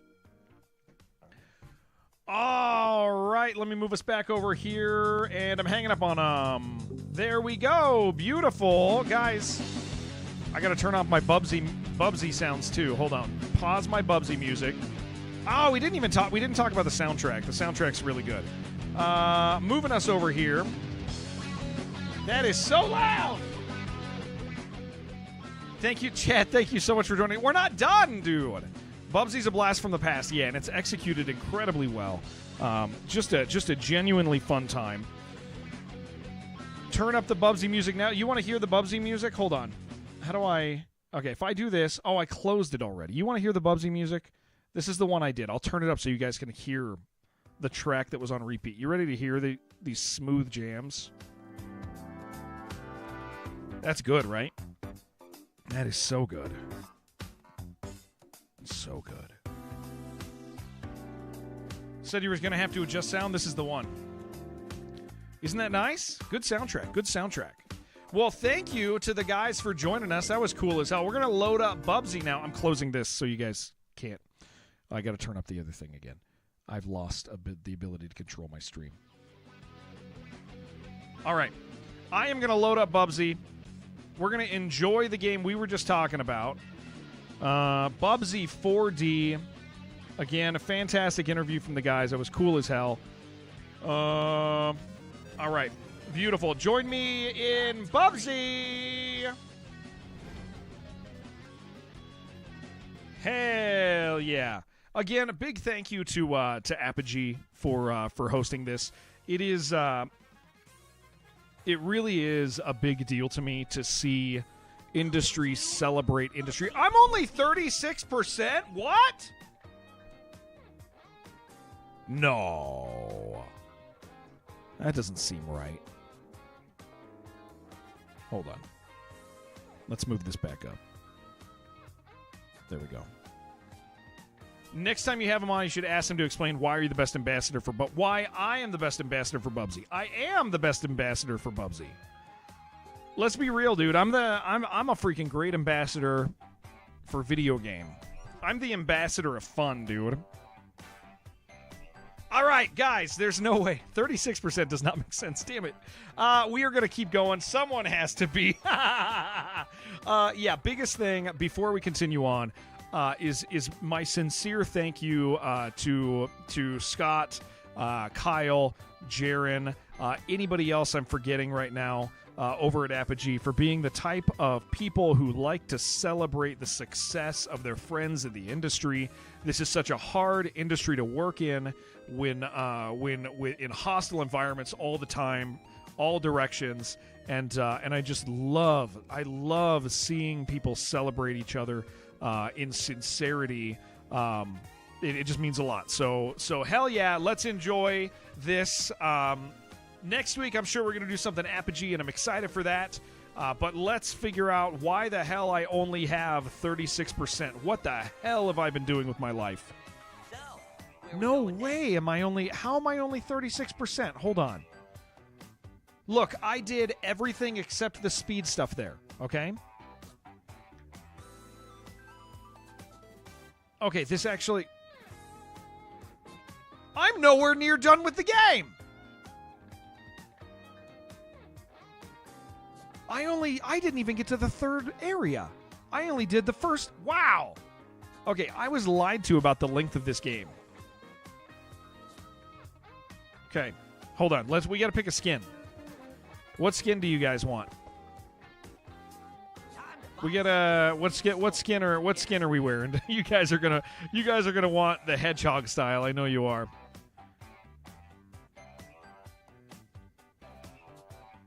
We got the puppet.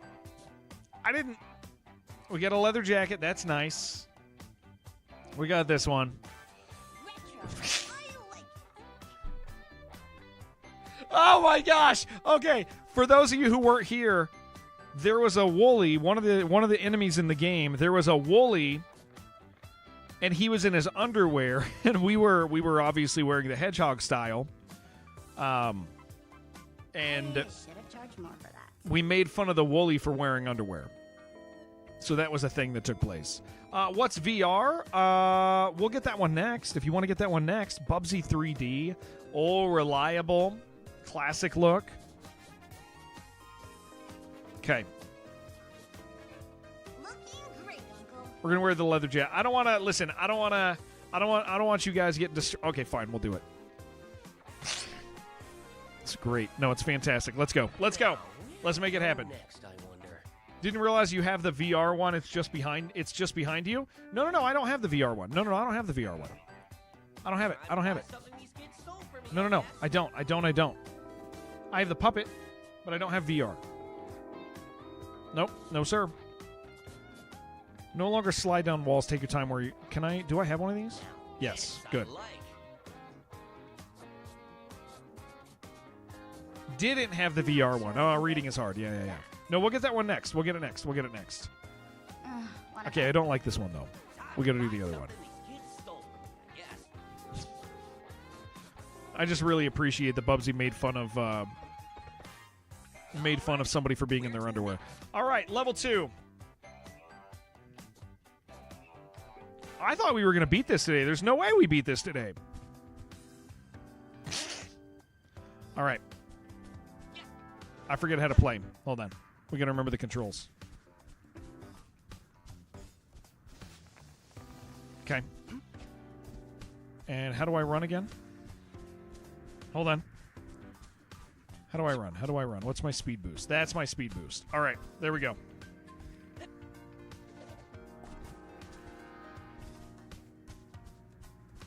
Oh, you got to turn up my mouse.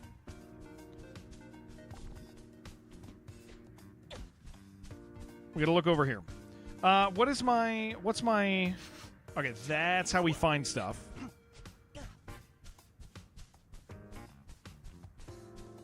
How much would I pay for that bagel? Ooh, look at this.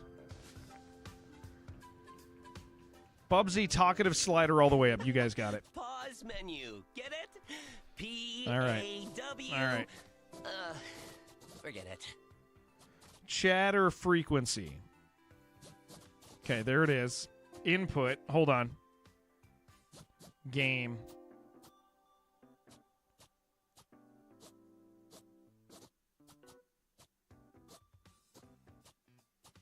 Display your custom username. Hold on.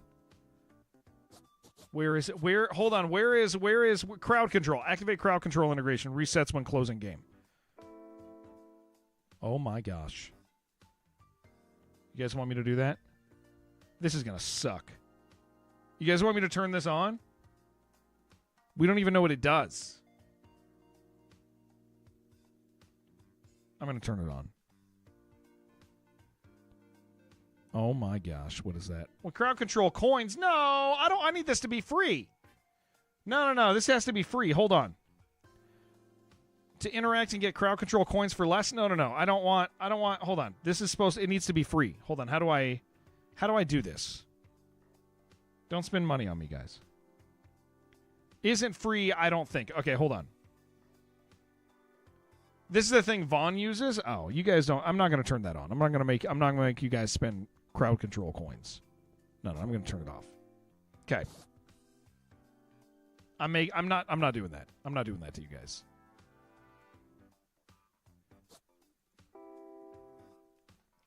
This is you guys. That's the thing Vaughn uses. Yeah, I'm not going to make you guys do that. All right, let's get back to it.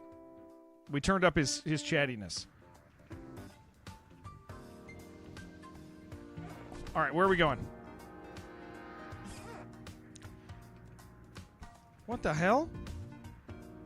Oh, did I turn around? Boost. There we go. Bubsy inflation, yeah. Whoa! Okay, hold on. What do we do with this thing?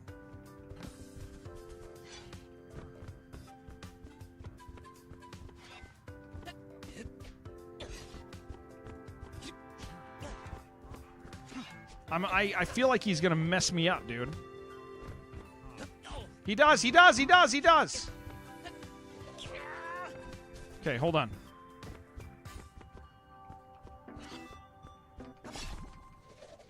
There are free coin things, but you probably have to set it up more than clicking on. Yeah. It looks like a thing I'd have to actually set up. Okay. Then I'm not going to worry about it.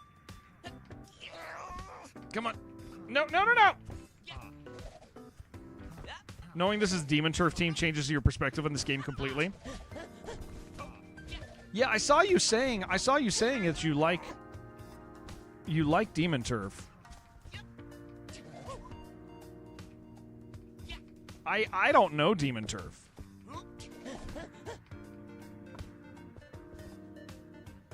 I do need to turn up the sensitivity.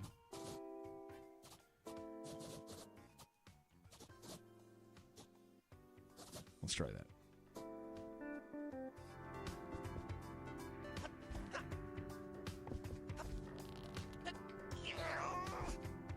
Nope, please.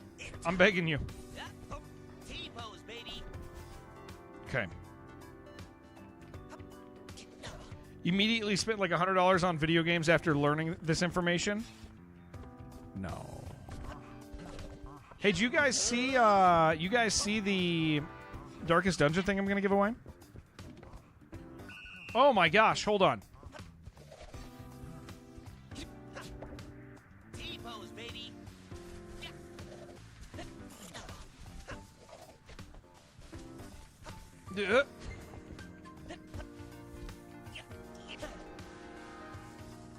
No! No.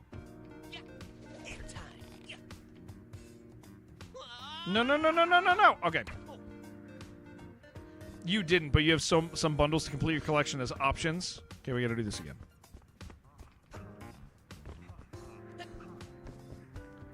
Giveaway was just for mod. It's not just for mods. That's not true.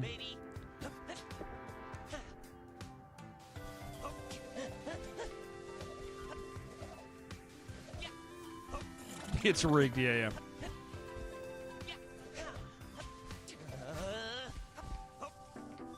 No! Damn it. Oh. Can I still get it?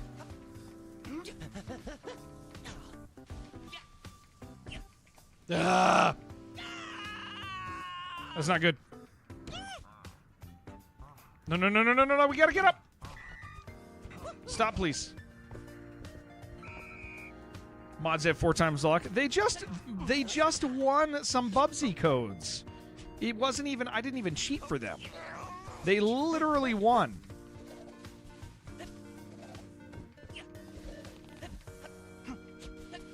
T-pose, baby.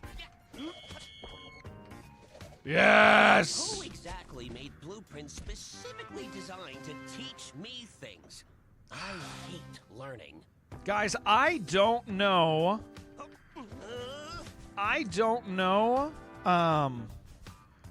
What stream is going to be tomorrow, okay? Because I'm going to say this for the next, like, hour and a half, okay? I am going to the dentist tomorrow. Whoa, whoa, whoa, whoa, whoa. I went a different way. Okay. I am going to the dentist tomorrow morning. I don't know what that means.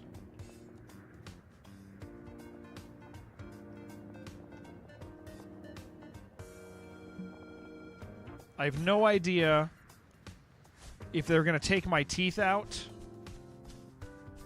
I have no idea. When was the last time I went to the dentist? I probably 8 years ago, and I didn't get any work done that they wanted me to do because my insurance was, like, really bad. This game looks silly. It's a great game. What if that nightmare happens where the dentist takes all your teeth? How am I enjoying it? A lot, Smalls. Yeah, a lot. It's really good. It's just I said this earlier, but it's like it's just such a video game. Was the work removing cavities? I didn't have cavities. I had like maybe one cavity. I don't know. I don't remember. I'm not going to pretend like I actually remember what the case was. I don't remember. I have no memory of all I remember is when they did scans of my teeth. Okay, this is going to sound weird. I got like a weird bone thing with my jaw. My bones here are like inside, like the bones in my mouth are like extra thick. So like it hurts really bad when they scan my teeth. Like real bad. I got to get all this stuff. It's like the worst. So I remember the scan sucking, and then I don't remember going back. But I do have cavities, and it has been quite a while.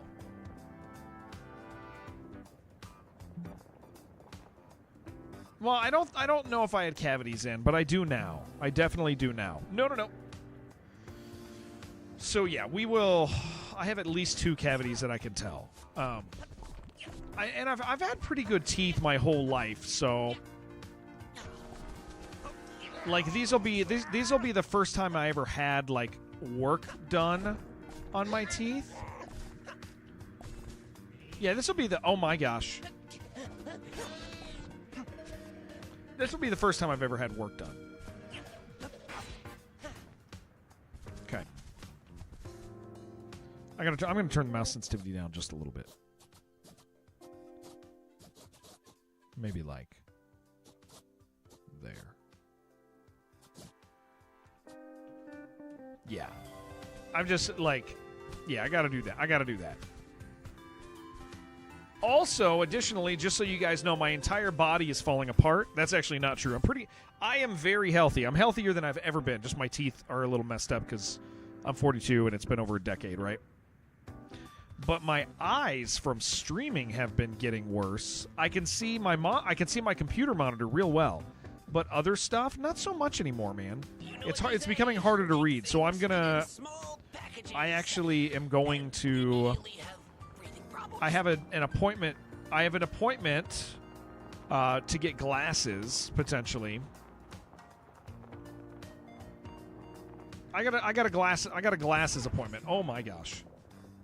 Several years without a visit, had a few cavities. They told me separated into 2 appointments because you had they had to freeze your mouth. That is terrifying. Yeah, I'm not unhealthy or anything, but Smalls, how are you doing?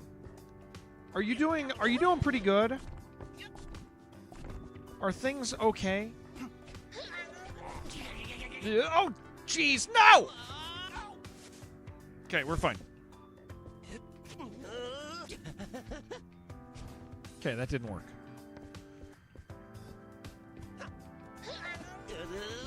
Yeah, that's what I'm talking about. I do like him. He does talk a lot. They want to freeze. Hold on, I gotta read that sentence. Hanging in there. Okay. Issues with home life. Otherwise, you're all right. Okay. All right. Do you think there's something below me? No. This is kind of cool that it became a side platform thing. I wanted to read that sentence about freezing. They froze one side for each point and told them freeze the whole thing. 4 needles. Ugh. Thank you for asking. Yeah, we like you a lot. Come on. How do I get wrecked? Yeah. Issues were expected when you move back anyway. Yeah. That makes sense. Nope. No! We're fine. Everything's good. Saving to move elsewhere, though? Okay. Yeah.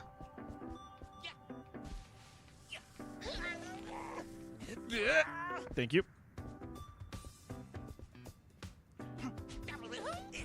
Woohoo! Silver yarn ball.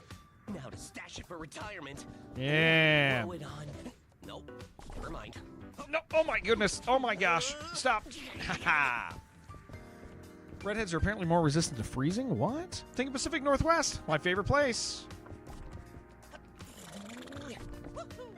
Just not the cities, but the actual Pacific Northwest, like where it's not cities. You want mountains? Yep. Yeah.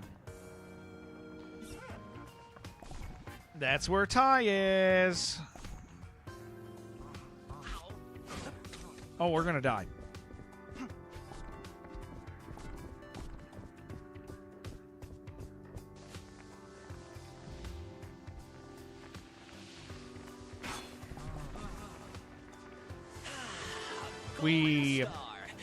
Oh my gosh! A golden fleece. Legally distinct reasons.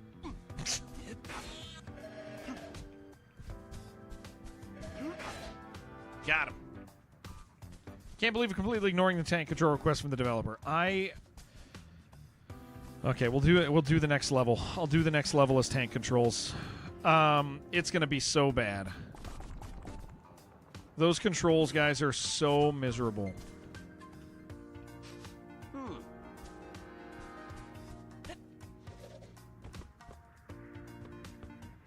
They really are the worst. Okay, hold on. We can warp. Hold on.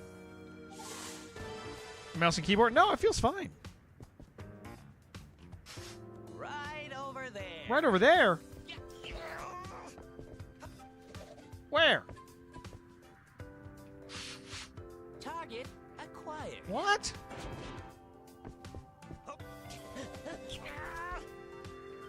Maybe not. Let's go. Let's go to the next level. I will load tank controls and be extremely unhappy. Hold on. Right over there. Right over there? What the hell does that mean? Where? Target acquired. Oh, somewhere else in the level. Okay. Let's finish the level.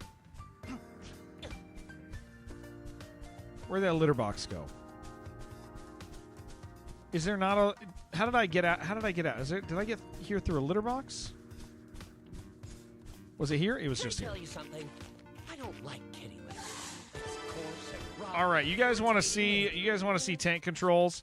So those of you who don't know, this game, the original game,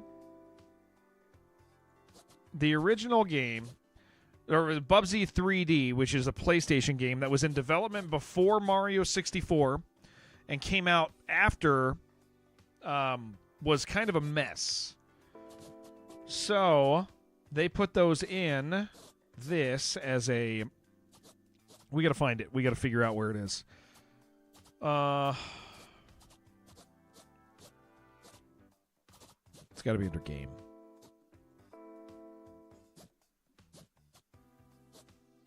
Tank controls. Turn on for classic tank controls. A la Bubsy 3D. Relive the classic. This is like... Did you seriously just turn Okay. on tank?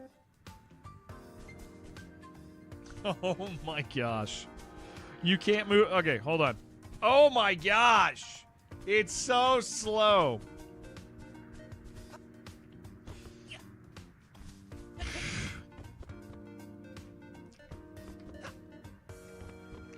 Guys, it is. Oh my gosh. Ugh, it's so slow to react.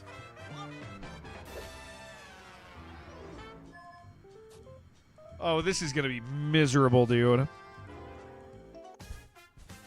There's a job in Oregon that is animal related, a place you've followed on social media for years, and you love what they do and what they stand for. So it's what which place in Oregon? Where are you going in Oregon? Okay, we need a few more. Oh, I got to get this bolt thing. When he switches to yeah, I think so. Spin in place, then jump. That's not happening. Crouch jump. Crouch, then jump. Do it stationary or while running. Okay. Salem. Oh, okay. Yeah. Salem is. I was gonna say Salem is. It's affordable. It's for a reason. It's not a nice place, but we have a viewer who lives, I think, in Salem.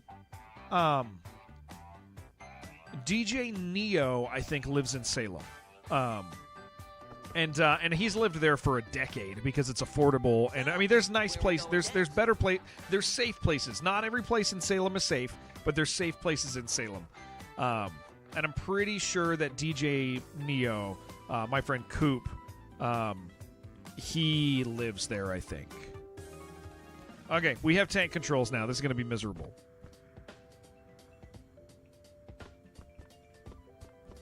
Yeah, there's places around there that are like, oh my gosh, what are we going to do?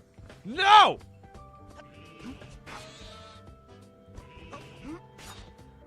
Any cat boys in chat? Right here. That's me. T-pose, baby. Oh my gosh. No! Okay, we did it. Holy crap. No, we gotta kill the woolly.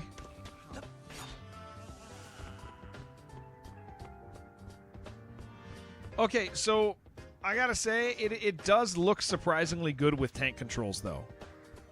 Doesn't it? Like the way it looks. It doesn't play well because it plays like the PlayStation version. But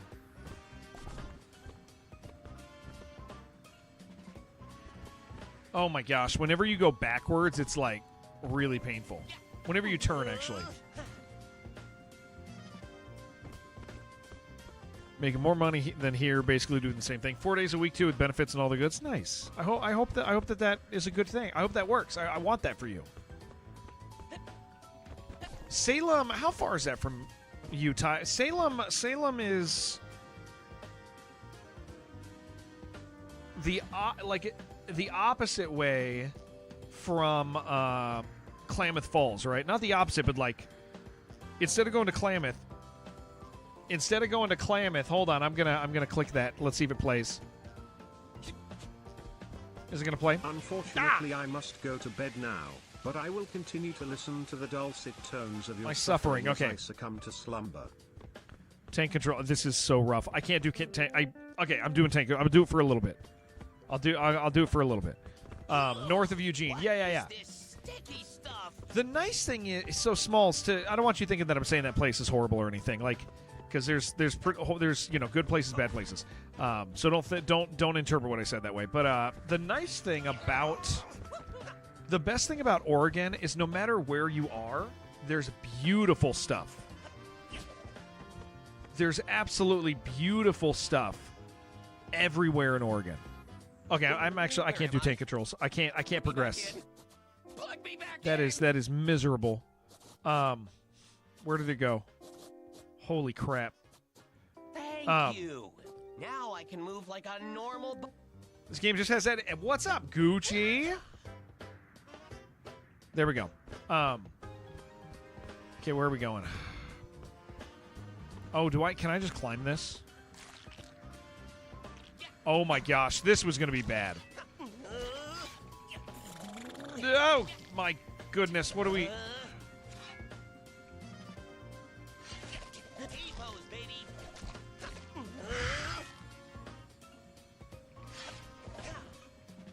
No! Some Pacific Northwest or all of it. Everywhere in the Pacific Northwest has access to beautiful stuff. Everywhere. That is the thing about out there is like even if you end up living in a horrible place, you can just drive 15 minutes and like it's awesome. I wonder, how many silver yarn balls do I need to own before I look attractive? Like that is To other people, I mean. that is the big thing out there. Like in Colorado's similar. But the beautiful stuff is more beautiful in Oregon.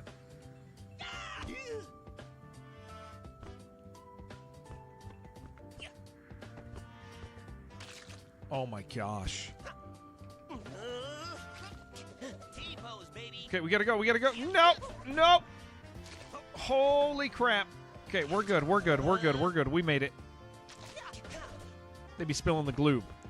Colorado is very expensive. Colorado, yes. There are places in Colorado that are just, yeah.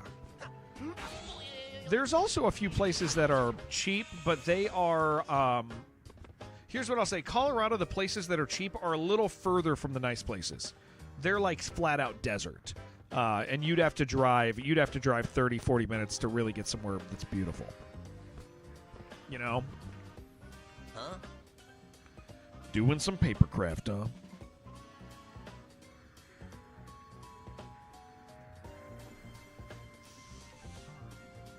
Meh? Oh, yeah. I guess. I'm horrible at it, though. Should have paid more attention. But how could I have known it would apply to my housing options? It's so funny, dude. The first one of these games, for those of you not in the know, the very first Bubsy, it's the Woolies are the bad guys. There is like a story going on with the first Bubsy. The second Bubsy just acted like the first Bubsy never existed, and it just had like weird stuff all the time. Like it just didn't. You'd be like fighting like firecrackers in one level and like a ghost in another. Like it was just random stuff, and the levels were random. It's like so, and the way that happened is that the devs of Bubsy 2, ooh, come on. I like the deaths in this. The devs of Bubsy 2 apparently hated Bubsy 1. They hated Bubsy. They didn't want to work on Bubsy. That's at least like the rumors. Is nobody on that team liked Bubsy at all. And so they just completely ignored all things Bubsy. I'm going to clean this off Oh, eventually. we got to get the not yarn going balls, to be dude. And so it's Stuff. no. Haven't even Yeah, ripped my Bubsy back 3D is yet. Siphon Filter's dad, which is super funny. Yeah, that team went on for Siphon Filter, which is like. But again, Bubsy 3D is interesting. Well, so Bubsy 1, you're fighting Woolies. Bubsy 2, you're just fighting random stuff. Then Bubsy, I think there's another Bubsy that doesn't have a number that is, for some random reason, is Fairy Tales. And it doesn't even make sense. Is that the Jaguar version? I think that's that might be the Jaguar version. I think it might be Jaguar. So Bubsy, like one of it, yeah, maybe it's a Jaguar, but it's just random, like stuff like that. Oh, where are we going? Okay. Void, what's up, man? How you doing over there? I'm right? Okay, so it's the Jaguar version. Yeah. What is... Oh, that hurts. It hurts. Oh, no, it spikes! Bubsy Fracture Furry Tails Jaguar. Okay, so it's like weird. It's just like Bubsy, the game, every game disrespected the intention of Bubsy. And it's like, it's so interesting to me to see that like it even got like a fan base because the games were just so random.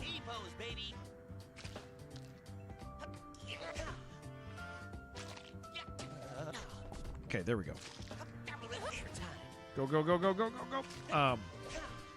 And it's like, and then Bubsy 3D happens, and Bubsy 3D is just even more weird. You think this brings me back here? I felt like that was the progression route over there. Yeah, that is. What's over here? We're gonna go this way. Yeah, so like Bubsy. Oh my gosh. Bubsy is just such a... Oh, whoa! Okay, we got to go back and get that. Bubsy's just has such a weird history. And so that's when I was talking to the devs of this. It's like, this game really just straight calls back to Bubsy 1 and does what Bubsy 1...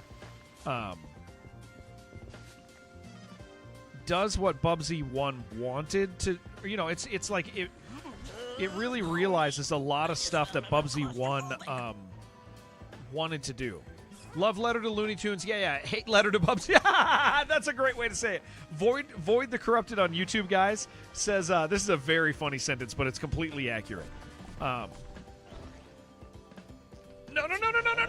Yes. Okay, so Bubsy 1 is a love letter to Looney Tunes. Bubsy 2 is a hate letter to Bubsy 1. And Fractured Furry Tails just does whatever it wants. And Bubsy 3D is a hate letter to Bubsy 2. Yeah, that sounds right. Bubsy 2 and Furry Tails came out the same year. That's so weird.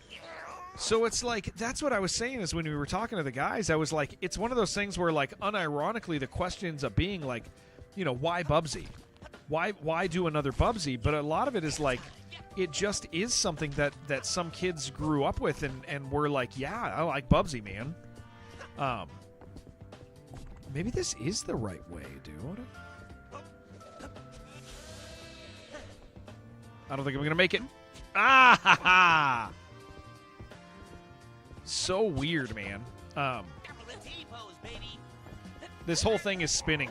I cannot imagine. Guys, I was going to do this in tank mode, by the way. I want you guys to know that would have been a horrible experience for everybody. Which means you guys might have liked it, actually, now that I'm thinking about it. That is how the internet works. No, stop! We're fine. Everything's good. I found another way. Fun fact, Bubsy fandom has existed since '99 according to the old internet websites. Yeah, it's so... No, stop! It's so interesting, man. Again, it's like, this game has one of the most... I mean, this... Bubsy, like, just has one of the most interesting histories because it's weird that people kept liking it. It's weird that people kept liking it in the context it came out. And then you throw in the fact that this is, like, legitimately a good game. And this is doing what... oh, my gosh. No. This is doing what Bubsy 1 wanted to do because, like we were... Oh, my gosh. What I was saying with them is, like... Oh, wow. Okay.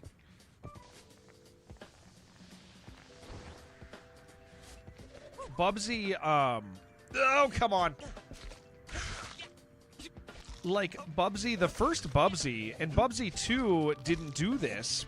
Again, like you say, a hate letter to Bubsy, but, like, that makes sense in the context of this, is Bubsy 1 was distinctly like Mario and distinctly like Sonic at different times. And so because of that, it does create this, like, go fast but then go slow environment.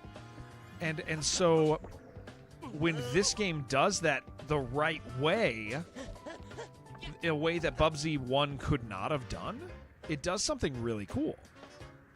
Did you know Solid Software is an Accolade-made studio specifically for Bubsy but for Bubsy 2, they're used in inside Accolade Team, and after the first game, Solid Software never made a game again. It's so crazy. It's like firing Sonic Team after Sonic 1. Yeah. That makes sense. It's weird, man. So, again, it's the history of Bubsy ends up being, like, extremely interesting. Because the fact that that Bubsy becomes this meme, right? And people start like, or people have a love for Bubsy. The fact that people end up having a love for Bubsy. When Bubsy, here's the thing: when Bubsy never is anything, Bubsy never actually exists in the context of like consistently being something. Bubsy is the key thing to understand about Bubsy is Bubsy was always not the last game. Bubsy 2 is not Bubsy 1. Bubsy like none of them have a consistency to them. And so for this game to be like something that is more reminiscent of Bubsy 1 than anything is like a cool thing for like, oh my gosh, please. No! They all have Bubsy. That's about it, yeah. Oh my gosh, I have to do it again.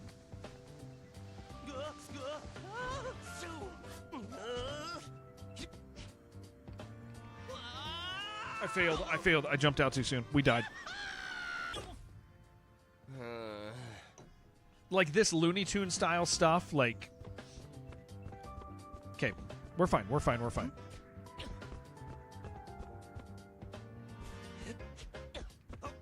Can I roll in this stuff? Gonna be a nightmare later. No. Count, hello. T-pose, baby. So we could go that way, but we got to finish out this way. Solid Software had a spiritual successor company called Eidetic, which later made Bubsy 3D and then became Bend Studio. Really?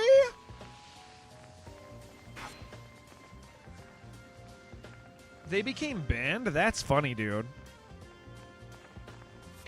That's where I used to live. I used to live there.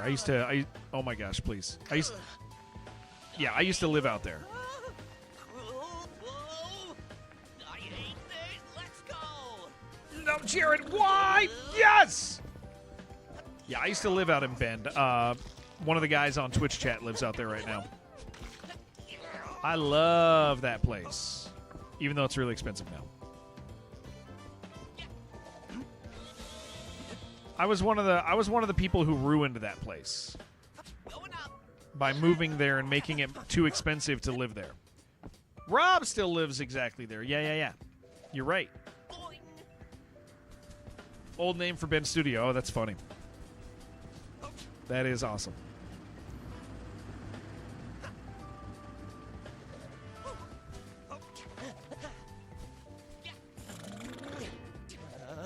Okay. We're doing it. We're making it. Nope, we're making it.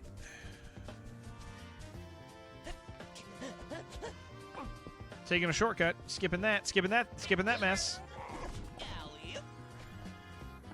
Hell yeah. Specifically designed to teach me things. I hate learning anything anyway. Yeah, I do understand. I understand that, Bubsy. I do understand that. That does make sense to me. That PlayStation studio called Ben Studio. Yeah. That makes sense.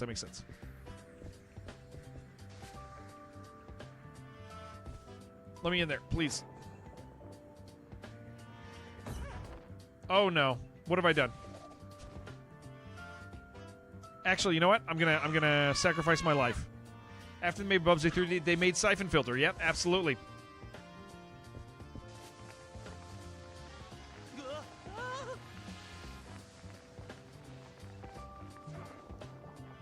Okay, that was for the bolt of cloth.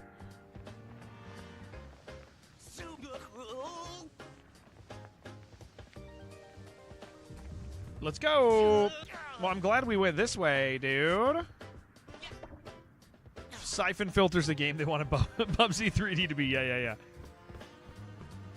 I forget that you guys. I don't have it set up during the Apogee stream that YouTube can see. That any of the streams can see each other. YouTubers, Twitch guys, you can't see each other. I'm so sorry. I'm sorry about that. I'm hiding you from each other again.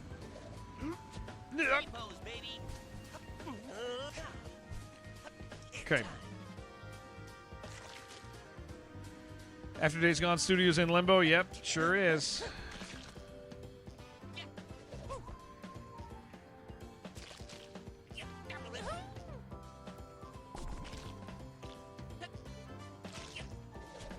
I think one of the funny things about PlayStation is they still use Days Gone characters for like marketing. Like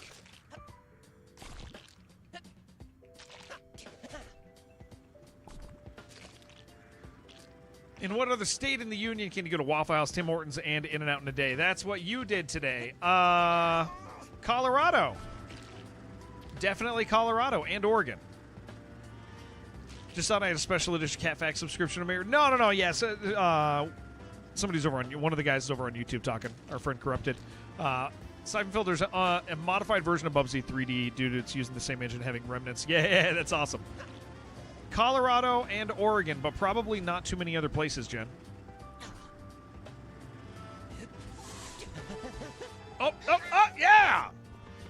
Say Colorado. I'm a giraffe. Okay, we're going to buy a new skin after this level.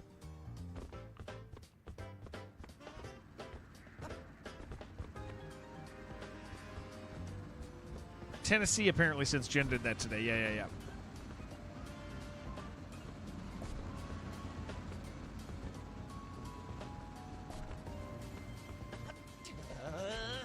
No!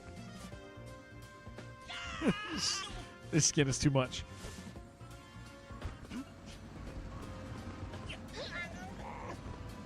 Man, doing this level fast would be rough, dude.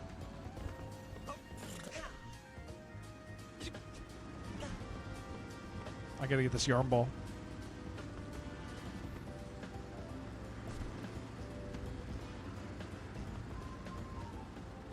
You don't know why you thought Tim's was only in Canada?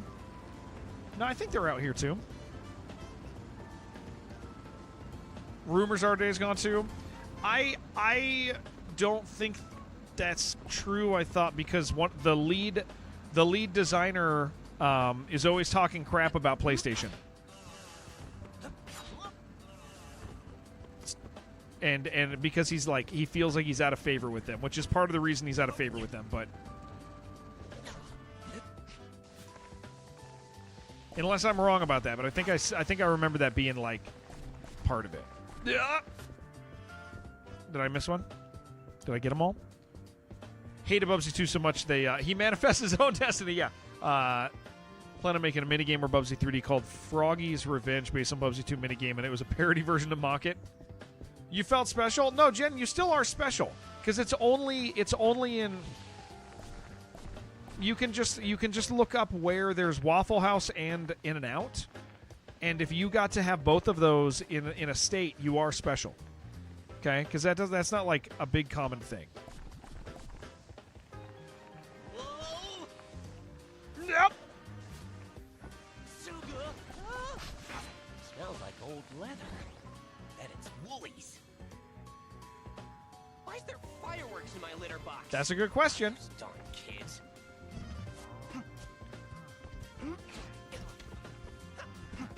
Get him. That way. That way, yeah, I see it.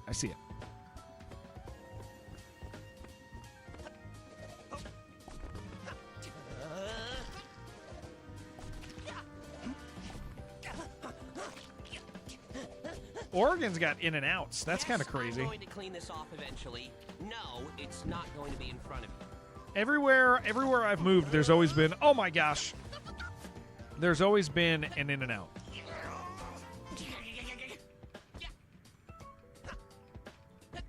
Please. Oh, what's over there? Nothing. Please. Oh, what's this sticky stuff? This isn't my fate once the internet finds out about this, is it? What the hell did he just say? Yes, I'm going to clean this off eventually. No, it's not going to be in front of you. No.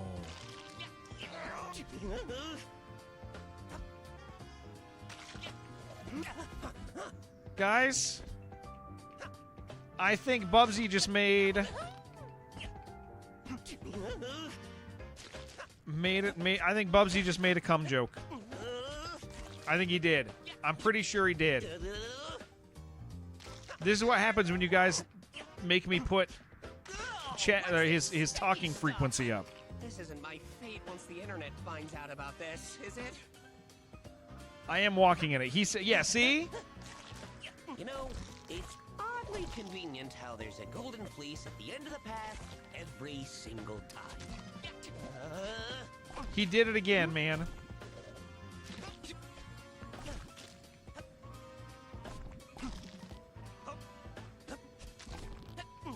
Unbelievable. The devs talked about it. They talked about the furries, dude.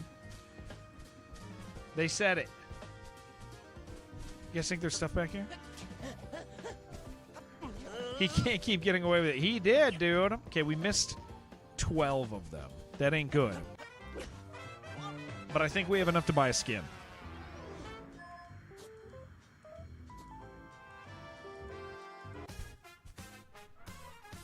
Okay, we do.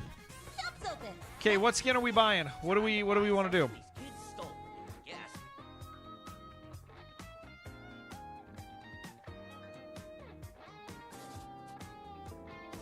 Buy whatever you want.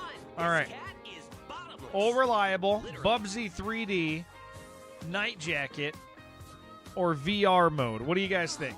What do you guys think? Uncle?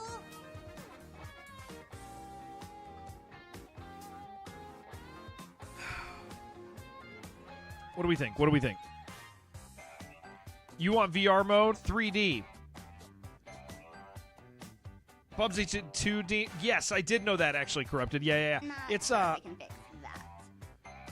Bummer wrote VR mode first. We're hitting it. Ooh. Ooh. That's a nice one. Yeah, it's Corrupted. We had the studio head and and one of the designers here earlier on chat hanging out with us. We did an interview about 2 hours ago with him. Yeah, about 2 hours ago we had him on for almost a whole hour. If you weren't here for it, but yeah, we talked about a lot of that Where's stuff. next?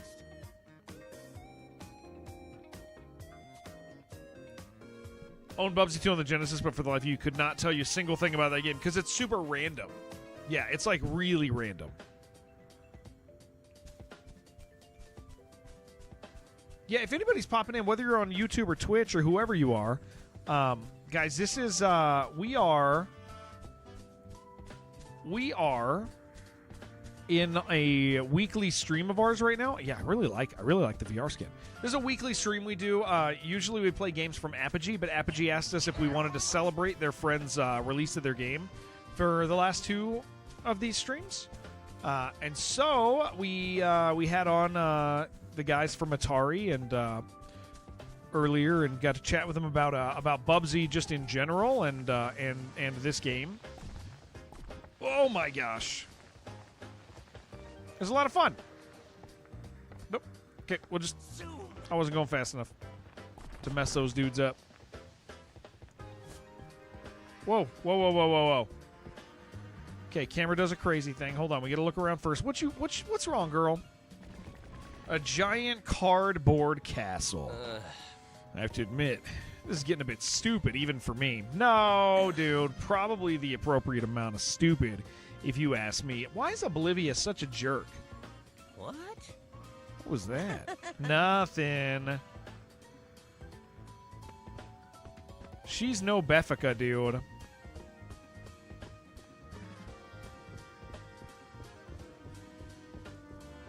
I always like when games do this, dude. Oh my gosh. Oh no! Oh no!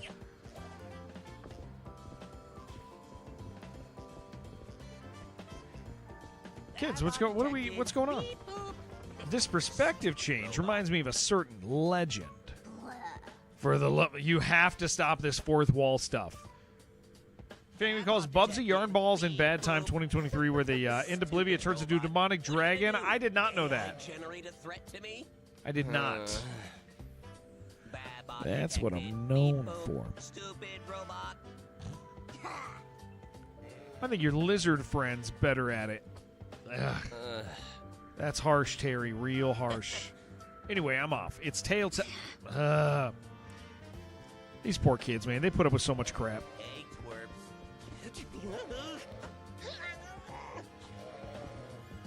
These kids put up with so much. Whoa, you look at that. It's a Babot. Babot detected. Beep boop. Stupid robot. Get him. Corrupted, you're like a big Bubsy fan, right? You know a lot of Bubsy stuff, so I'm assuming you're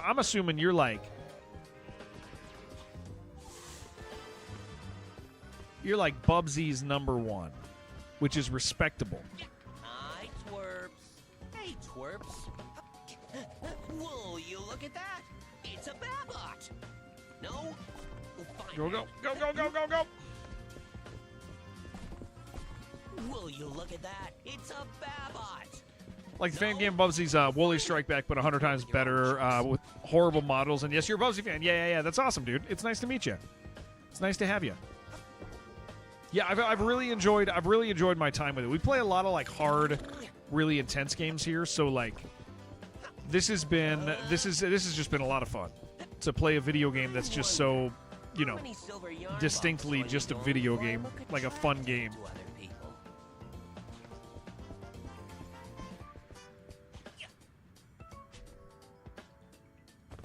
Virgil, my man. I hate this guy. Virgil, what are you doing out here? I pulled the short straw and I'm on duty to place the litter boxes for you. Whoa! Does that mean you've already scooped everything out? Of course.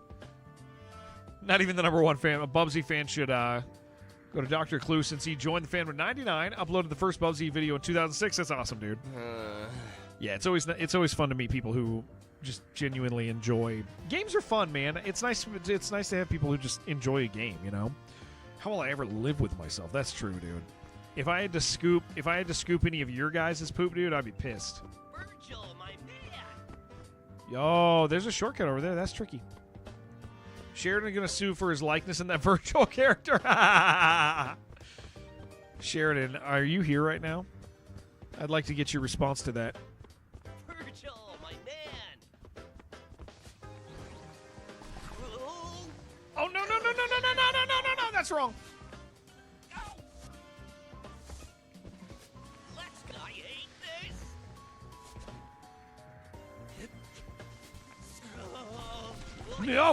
No!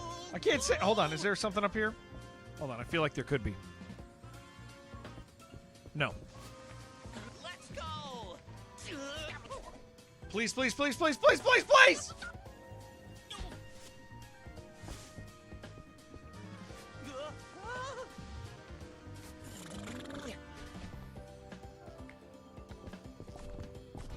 We gotta get there.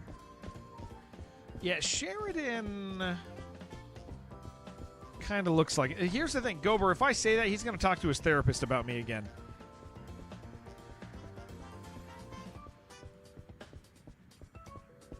His therapist. I think something funny that's occurred to me about his therapist is she probably doesn't interact online like the same way we all do, right? Oh my gosh. And so I probably just sound like I probably just sound like some crazy bully to her. This guy Jared.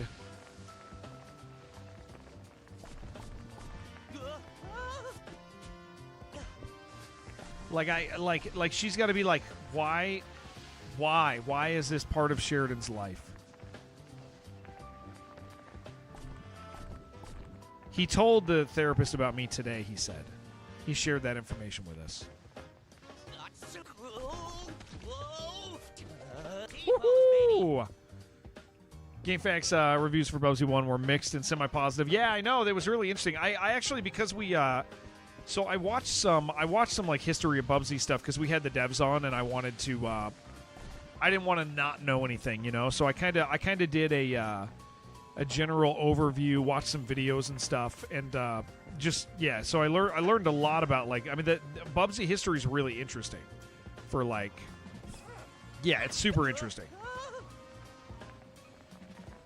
Oh my gosh, we gotta get that. We gotta get that.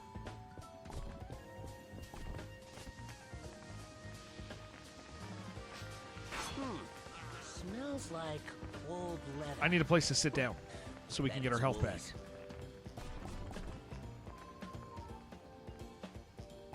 I wonder if I can sit on that. Cannot.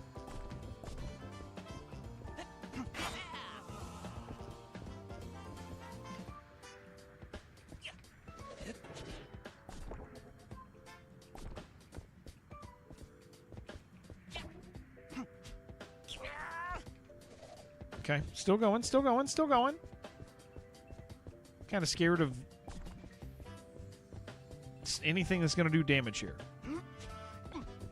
But I got to get this yarn ball.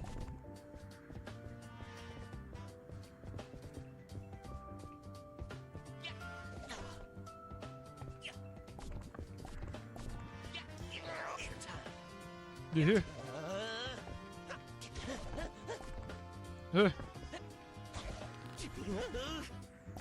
Go, go, go, go, go, go! No!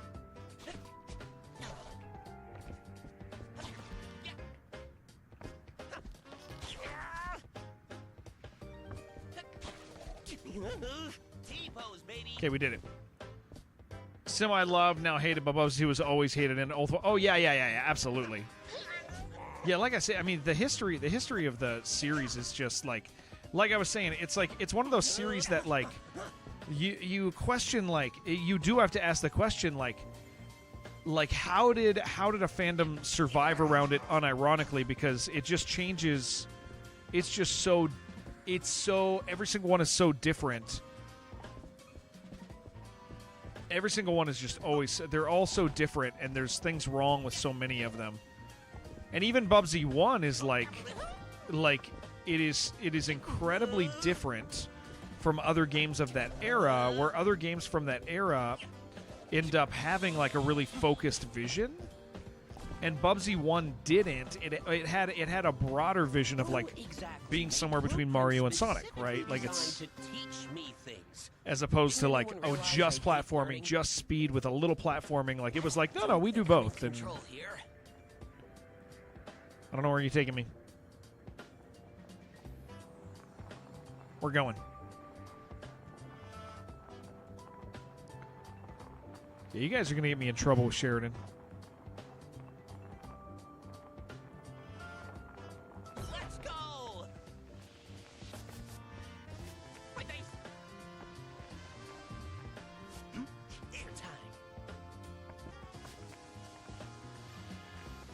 You guys, yeah, it's you, yeah. Bubsy was like, Bubsy 1 was good, and the sequels were trash, and then after 2010s, it was all seen as all bad game. Yeah. Well, there's also the context of when things come out, too, where something might not,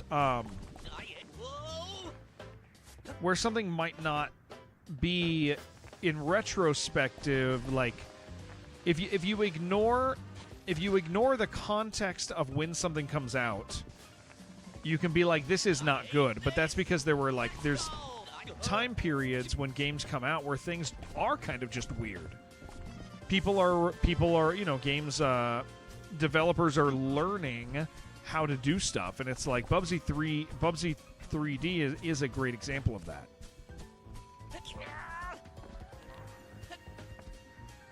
Like, it's a really good example of that. Because, like, they didn't know how to do certain things at that time. So you look at it and you're like, what were they thinking? And it's like but at that time it's like, oh wow, this is like technologically interesting. Yes, you guys, Gober. Wow, I don't think you're supposed to be up here. Doesn't that also apply to you? Oh no. Bye. Bye. All right, he's got to stop. He's got to stop that.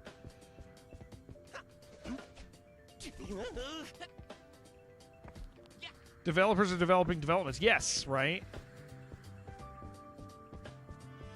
Like, figuring out new things is it doesn't happen as often anymore.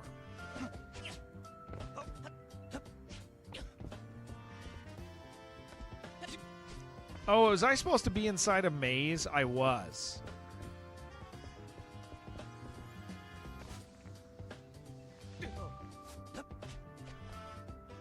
Yeah, there's nothing else there. Oh my gosh. No! Okay, we're actually going to do the whole maze because I want the yarn balls. Oh, no, no, no, no, no, no, no, no, no.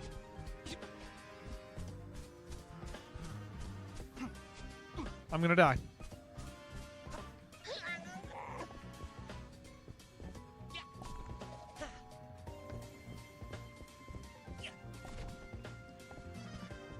Actually being a horrible company that they never got true official sequel to. Yeah, there's a lot of interesting stuff that went on, like, in its development, for sure.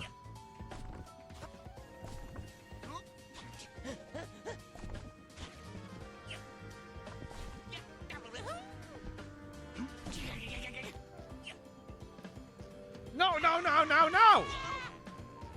Okay. Yeah, I love the deaths, man.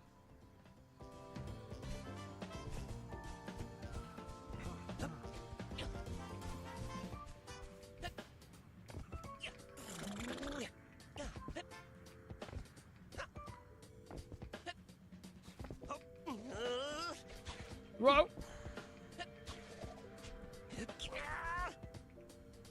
No, I did it again! Oh, we're fine. We're fine. We're fine. We still have health. We can't jump onto the wall because we have to do this.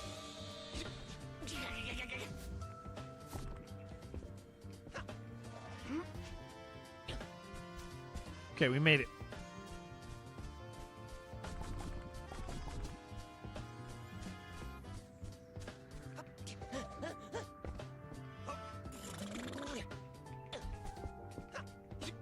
No, no, no, no, no, no, no, no, no, no, no, no, no, no.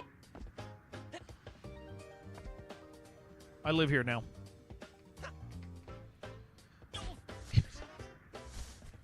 Okay, it's fine, it's fine, it's fine. I just gotta get up. We're gonna go over the top. We're gonna go over the top of the thing. Going over it. Please hold. Please hold.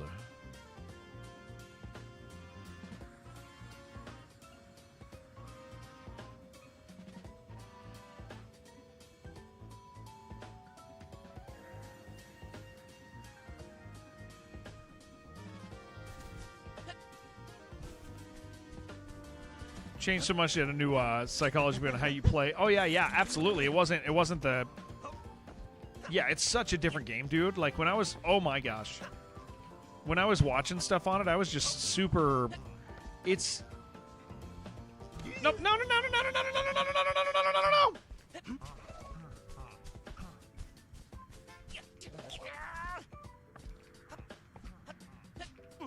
There we go. Yeah, when I watched stuff on it, it was clear that it like it should not be considered like a sequel. Yeah.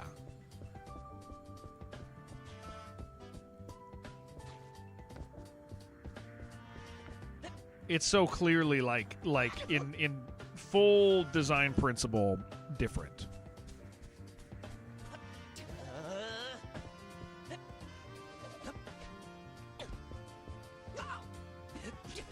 Okay, yeah, that's fine. That's fine. No, Jared. I can't grab it. I can't grab it. I can't grab it. Got to be more controlled. Okay, we can't waste the dash. There we go. We did it.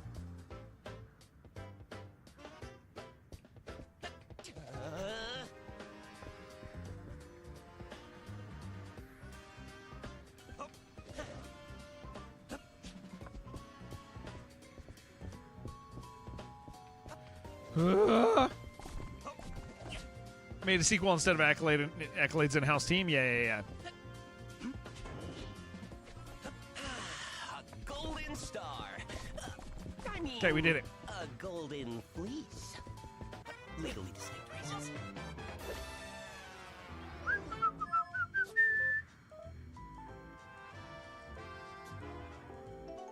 I like this skin.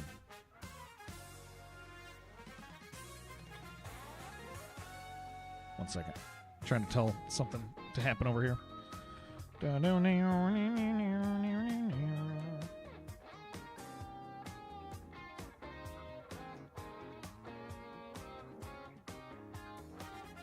All right. The whole Wooly story. Yeah, the drop of the Wooly storyline is so funny to me that's like they just ended. Okay, are we on the boss level?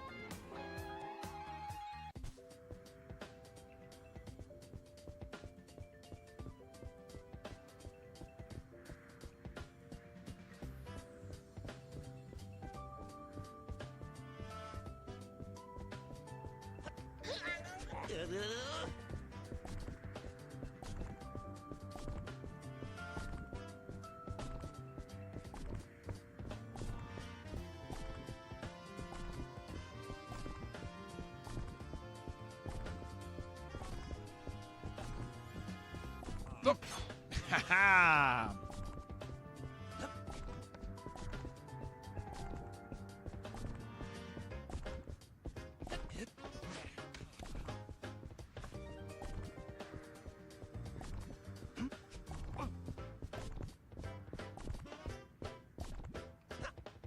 All right.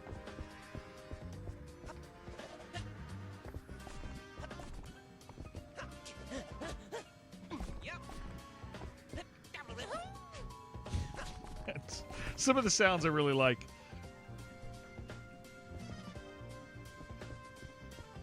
So yeah, we'll do, guys. I was saying this. So for those of you who don't know, next week I'm kind of not going to be streaming very much. I gotta take. My wife is going on a trip. Beat the baddies. Oh, okay. My wife is going on a trip. And I got to take care of the kids. And so with that in mind, I'm going to only be, if I stream at all, it's going to be like random streams. Like, so I'm going like Thursday, Friday, Saturday, and Sunday. Wow, this is going to be rough. Thursday, Friday, Saturday, Sunday is when I'm gone.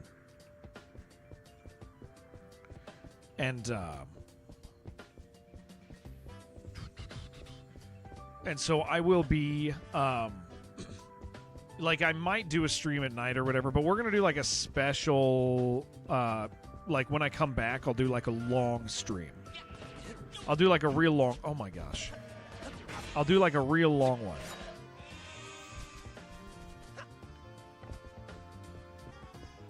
And we'll do, like, giveaways, and I'll try to give away one of these chairs, and I'll give away this limited edition Darkest Dungeon thing that Red Hook sent me, and a few other things. You know, we'll do some fun stuff.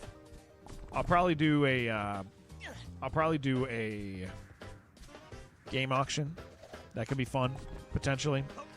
If you guys never been here for a game auction, I commit to playing through a game of your choice. A lot of ideas for real Bubsy 1 sequel, like giving Bubsy a wall grab, a health meter, no fall damage, plus insta-kill spike. Smells like Oh my gosh, these guys. old leather. Bet it's Woolies. Yeah, the second game is so strange, dude, for sure. It is so strange that it's hard to consider it as a sequel. I definitely get that from, like, a fan's perspective.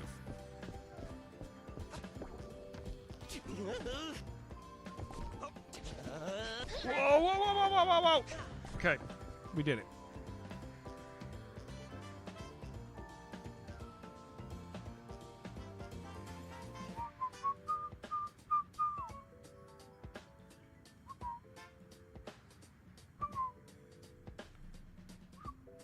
What is that saying? Okay.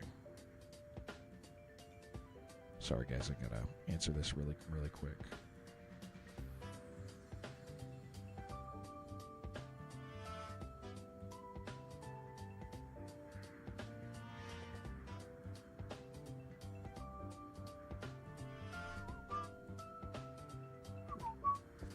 There we go.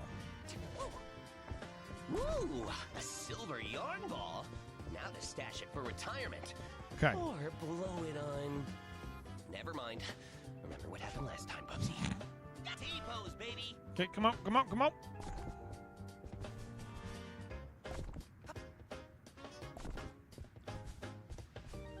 What's going on over here? All right, we gotta...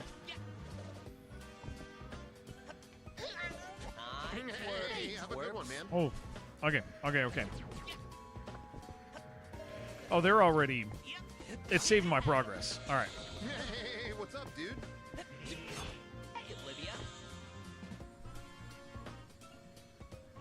Doesn't see it as canon? Yeah, that makes sense. It's funny because they reference it in here.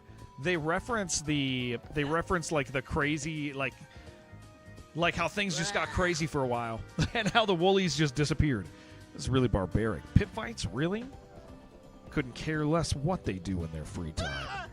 Would drive me insane. Or the parked UFOs, or what drives me insane are the parked UFOs next to the cardboard houses. None of these planets make any sense. No, they do not.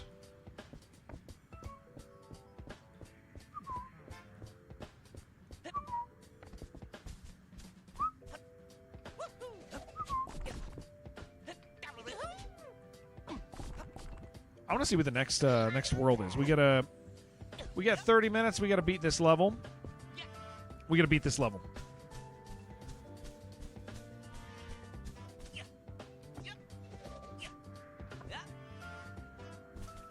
And see the next area.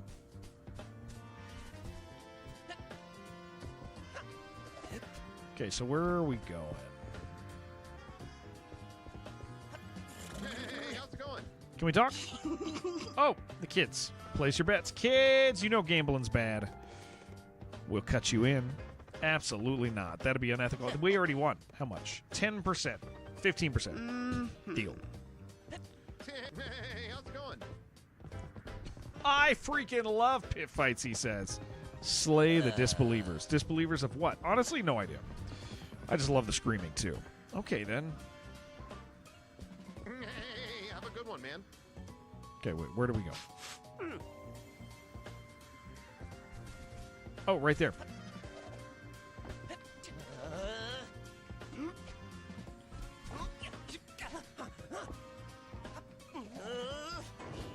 Come on.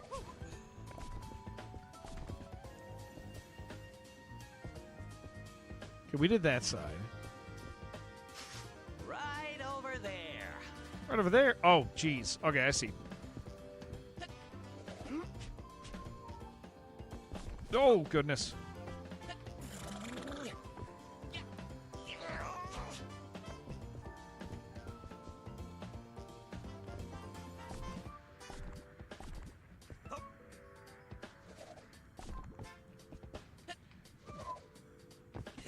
No, no, no, no, no!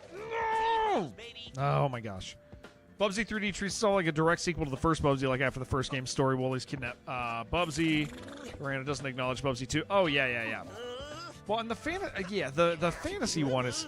I mean, honestly, you know what they feel like? Corrupted, all of them? They, like watching and kind of seeing, like, the way that they feel, more or less, is did you ever see, like, the CDI versions of, like, Zelda and stuff? Where it just felt like something wearing something else's skin. Like that's how a lot of the games. That's how like those two games end up feeling. Is they feel like those. They feel like it's just wearing something else's skin.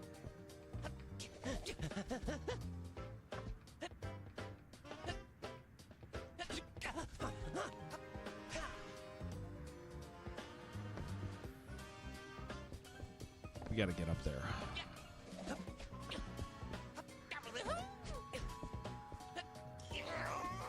Oh my gosh.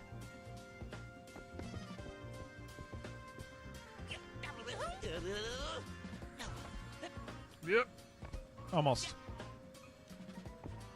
I think I can just... Oh, shiny silver yarn ball. Gimme.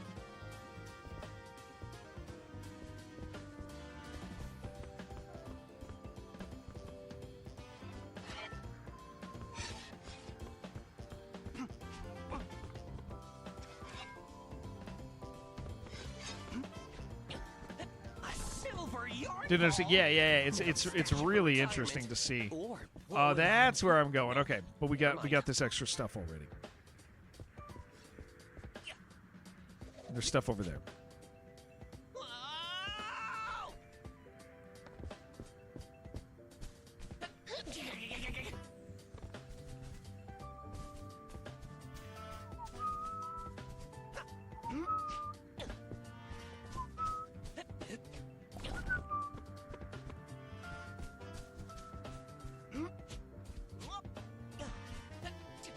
All right, yeah, we're about to. I think this is a boss fight level, so.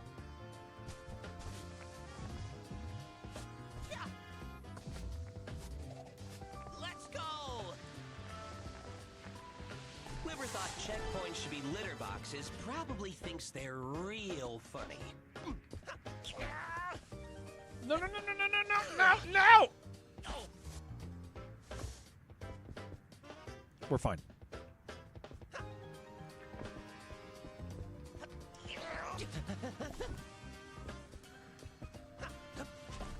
Oh my gosh.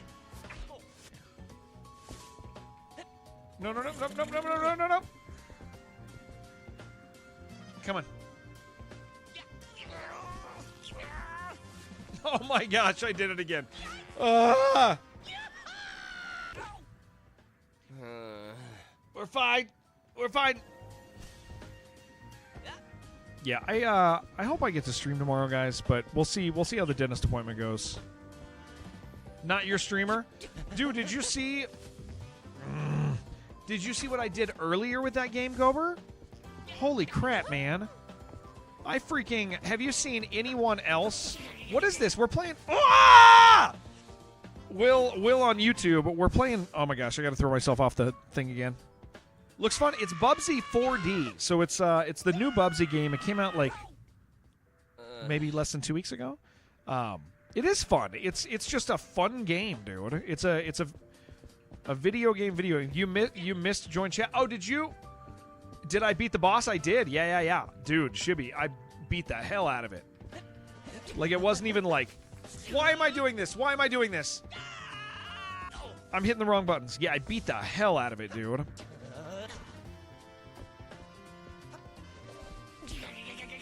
Oh, when it falls, okay, I know why I'm doing it. I'm going to throw myself off the cliff again. Because I'm not getting to the next one. Guys on YouTube, Gober on Twitch says hi. Jared, you are pressing. Yeah. Yeah, I did beat that boss, Shib, and I beat the hell out of it, dude. It was actually really cool. Okay, so here's the thing I'm doing, right? I'm wasting my... Yeah, there it is. I was wasting my dash. There we go. Also, Bubsy 40 and Bubsy 40 are two different games. One is canceled, the other is this. Oh, okay. Yeah, I don't know the other one. Void, yeah. Yeah, it's a great game, man. It's just like I said, we play a lot of like crazy, hard, really difficult games here, and to play a game that just kind of enjoys the fact that it's a video game has been refreshing. Gotta be almost at the boss, right? I wonder if I can. Nope, we're gonna go this way.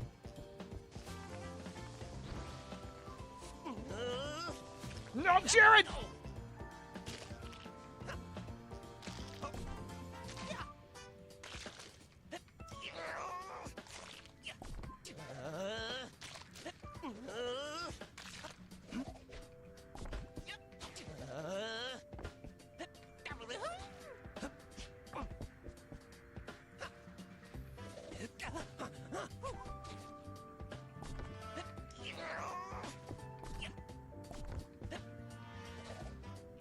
Oh my gosh.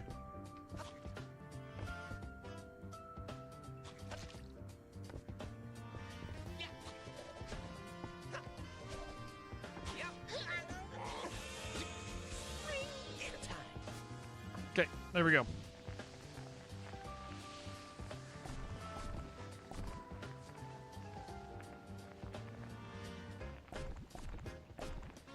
Okay, I did get that one.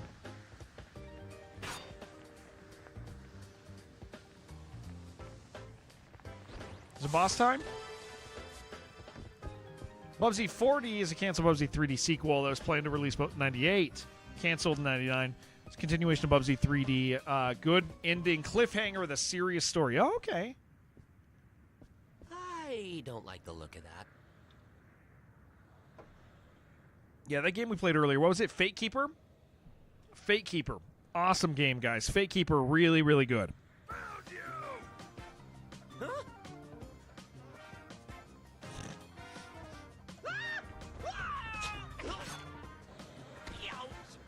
Okay, all right. Boss time. Definitely one to keep eyes on. Yeah. I'm actually curious. It should be. So I beat the boss. It didn't end the game. It kept going after the boss. So I don't know if that's actually the end. I think a lot of people are assuming it's the end. But I think most people are hard stuck on that boss. Yeah, it just kept going. It gave me new items, took me to a new area, gave me a new objective. So I don't think it's done at that point. Yeah, it didn't finish. So either it's, oh my gosh.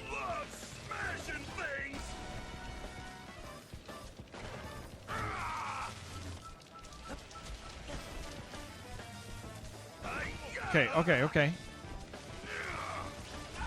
Okay, I gotta... Okay, I'm gonna die, though. Oh. Okay.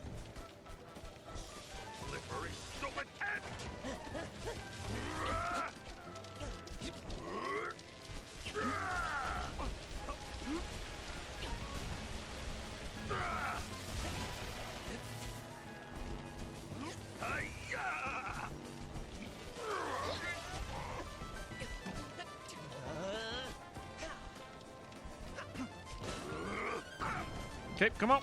I love smashing things. I got 1 HP, man.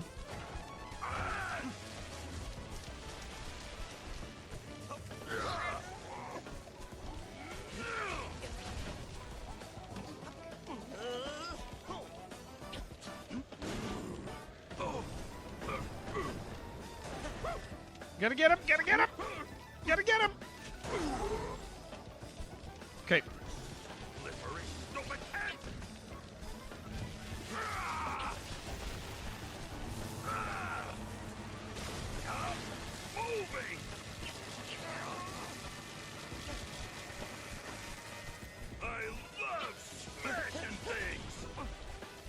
Okay, this is, we're doing fine. We're doing fine. We're doing fine.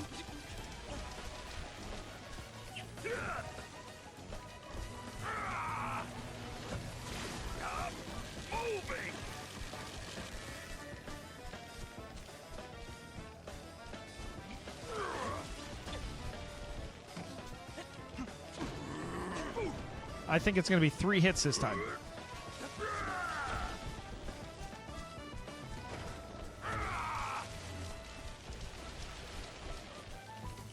Whoa!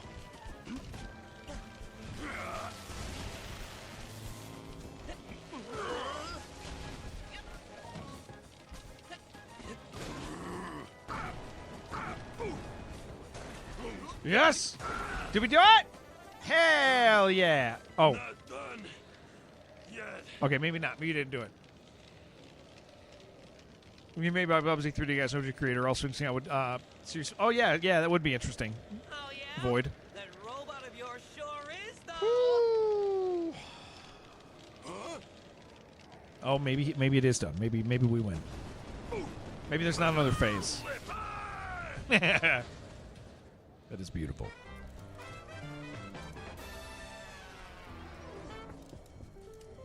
We did it. We get to see the third world. Beautiful.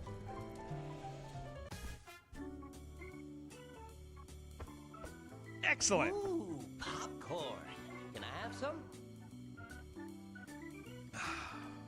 5 yarn balls for a bucket.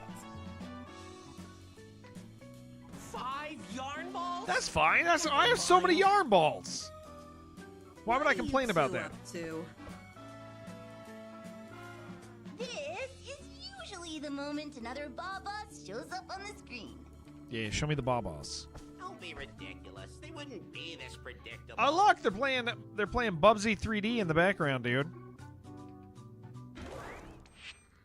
Oh, for crying out loud. Oh, Sheridan, look at you.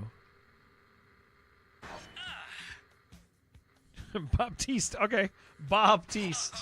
I like it, okay. Wow, this guy is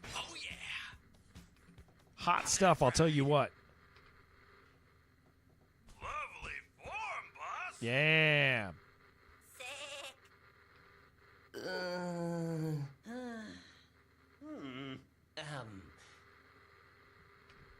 Yeah. Very, very cool. The lost demo of that game's volcano level? Oh, I don't... Yeah, do they not have the accolade? I don't think they do. Yeah. That stuff generally gets lost to time, yeah. But yeah, I could ask. I'll pop a question. You have hurt my subordinates. You have stolen our golden fleece. And most inexcusably, you are in the way of my grand plans. Which are? To rid the world of the organic. Oh. Imagine a future where the Okay, inorganic yeah. rule the world without the inefficient natural. This is the glorious future I envision, and no one, especially you, This guy's pretty great. animals, will stand in my way. It's only a matter of time before I... Ah, got him. What? Did you just turn it off? Good Oh, call. yeah. I sensed a whole villain speech coming on. And who's got time for that? That was actually kind of cool. I thought he was cool too. Let's do another skin. Time to buy something these kids All right. for me, I guess. What do we got? Bubsy 3D, Night Jacket, Old Reliable. Let's hit it with the Old Reliable. Never looked Look at that. That is beautiful. Doesn't let the villain talk. It's funny. Yeah. Looking great. This is a demo that Accolade and Sony had, and since Accolade got bought by Infogrames 99. Yeah, I could ask, but I kind of feel like I kind of think a lot of that stuff just gets lost. You like nude or VR? I like both of those Where we too. going next? All right, we get to see the last zone at least before the end of stream, guys. Let's do it. Ooh. Did you hear Dobbs' song? No, I didn't. I sure the heck did not. Oh, he's just vacationing here. My man. What are you two doing here? We're not going to fight again, are we? This is the thing that will finally let you do evil plan, then turns it off. Yeah, I need to hear Dobbs' song. Yeah. No, little cat, no need. You're both awfully relaxed. Yes. Baptiste will squash you like a bug. Boss will take care of you, loser. Don't swim for too long, little one. You'll get wrinkles. Eat my shorts! Stay as long as I like, dude.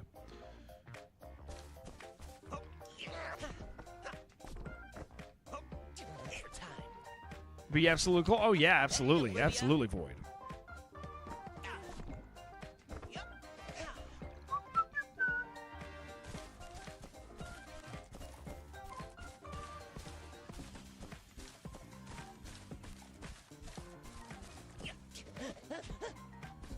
Guys, I'm going to end up getting glasses.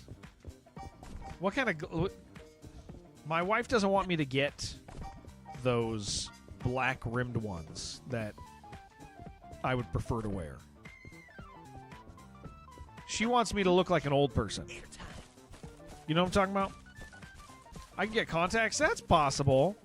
That might be really dry feeling though after a day of work. I don't mind wearing glasses. I don't mind looking like that.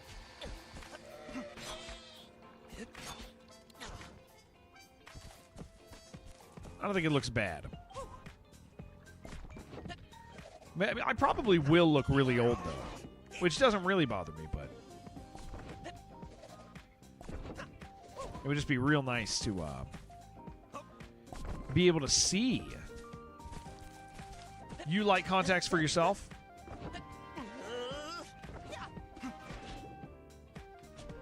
I guess not having stuff over your ears is kind of nice, huh?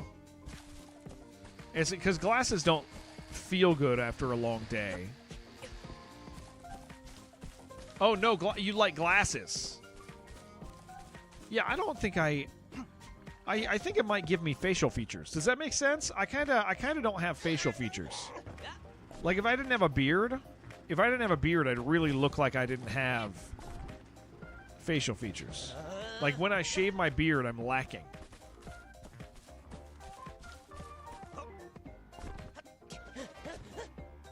Don't really do any accessories, so glasses are one thing. Yeah.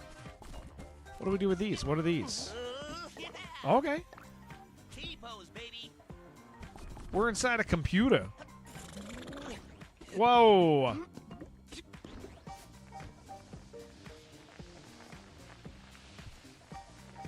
Whoa, dude. Okay. Let's do it again.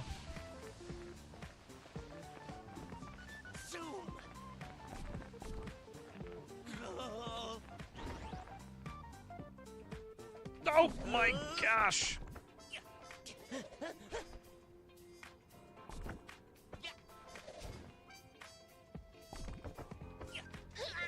I wonder if there's a ability that lets me kind of glide indefinitely.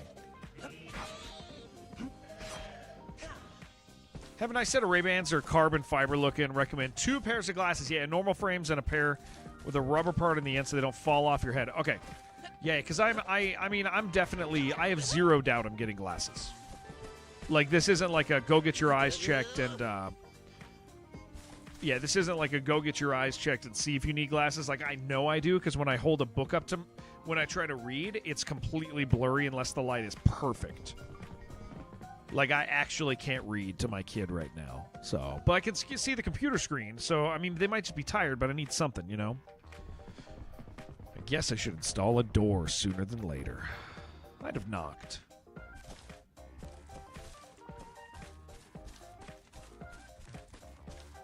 A computer!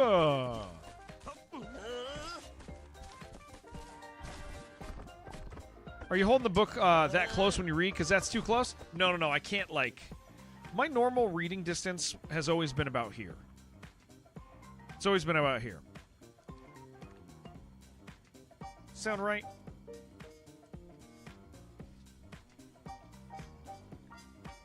Yeah, like that. Like that. A little close. I've always been fine there. Wait a second. What if I... Will this fall? No, it won't. Okay.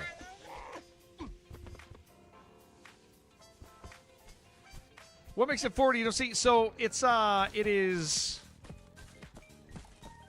3D already exists, and I guess 4D, Jason, was going to be like a historic name that they were going to do for a sequel. So I think they just went with that name. Gonna lose so many creative points with glasses. That's true, dude. It's a giant PC. Yeah, that's weird.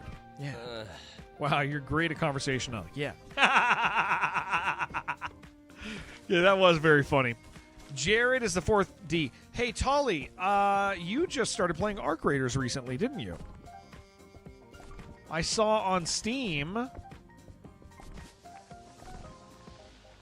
that you had started playing recently. Where the hell are we going? Over there.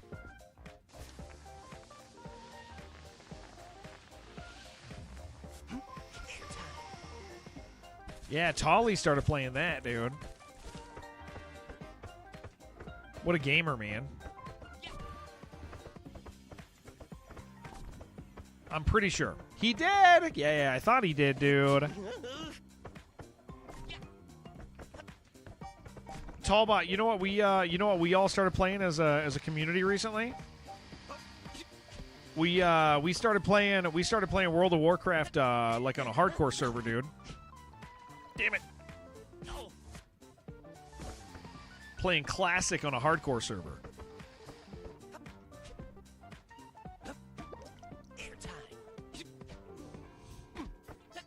Pretty exciting. Oh, come on!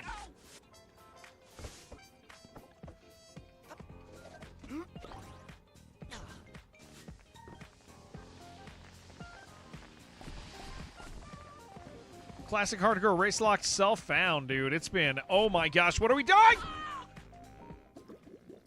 Elder Scrolls, yeah, not Elder Scrolls. No, we started playing, on a hardcore WoW server. It's been hardcore classic race locked guilds, self-found. It is, Jared, please get your crap together here. It has been a lot of fun, man. It's very hard. Jen even started playing, and Jen has died 11 or 12 times now. There's only one person in our community that's died as much as Jen. I'm just kidding. I'm just messing. Just messing with him.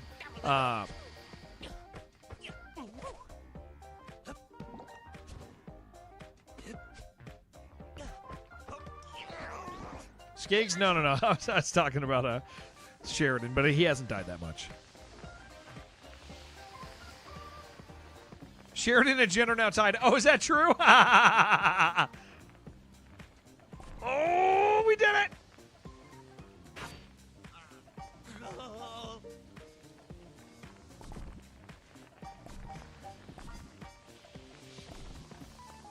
I missed that one. I better go back and get it. I'm going to be sad when I... Yeah, it's been fun, man. I have to stop myself from playing every single day. Probably the highest after Jen if I could easily search his character. That's true. That is true. Yeah, it is a game that I could easily play every single day. I completely understand, like, how people just lock in on streaming that game, man. Because it is just absolutely fun, man.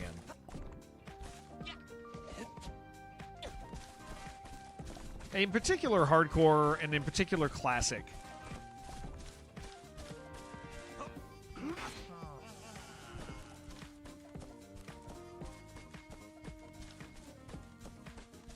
Look at this PC we're in, dude.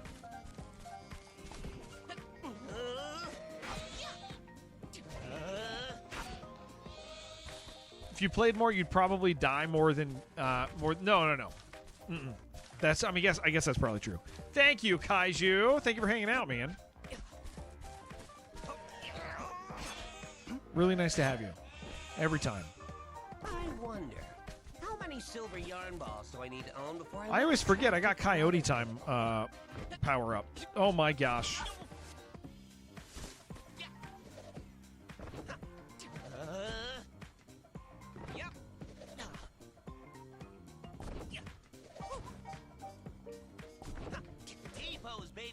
That's Matt's. I'm kind of kicking ass though, dude. My current character, I've only died once.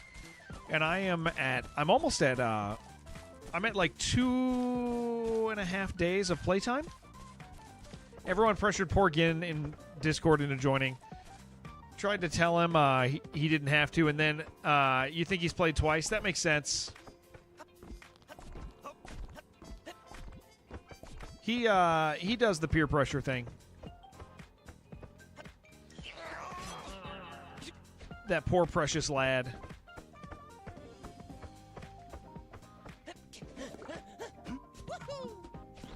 Whoa, no! It tried to sabotage me.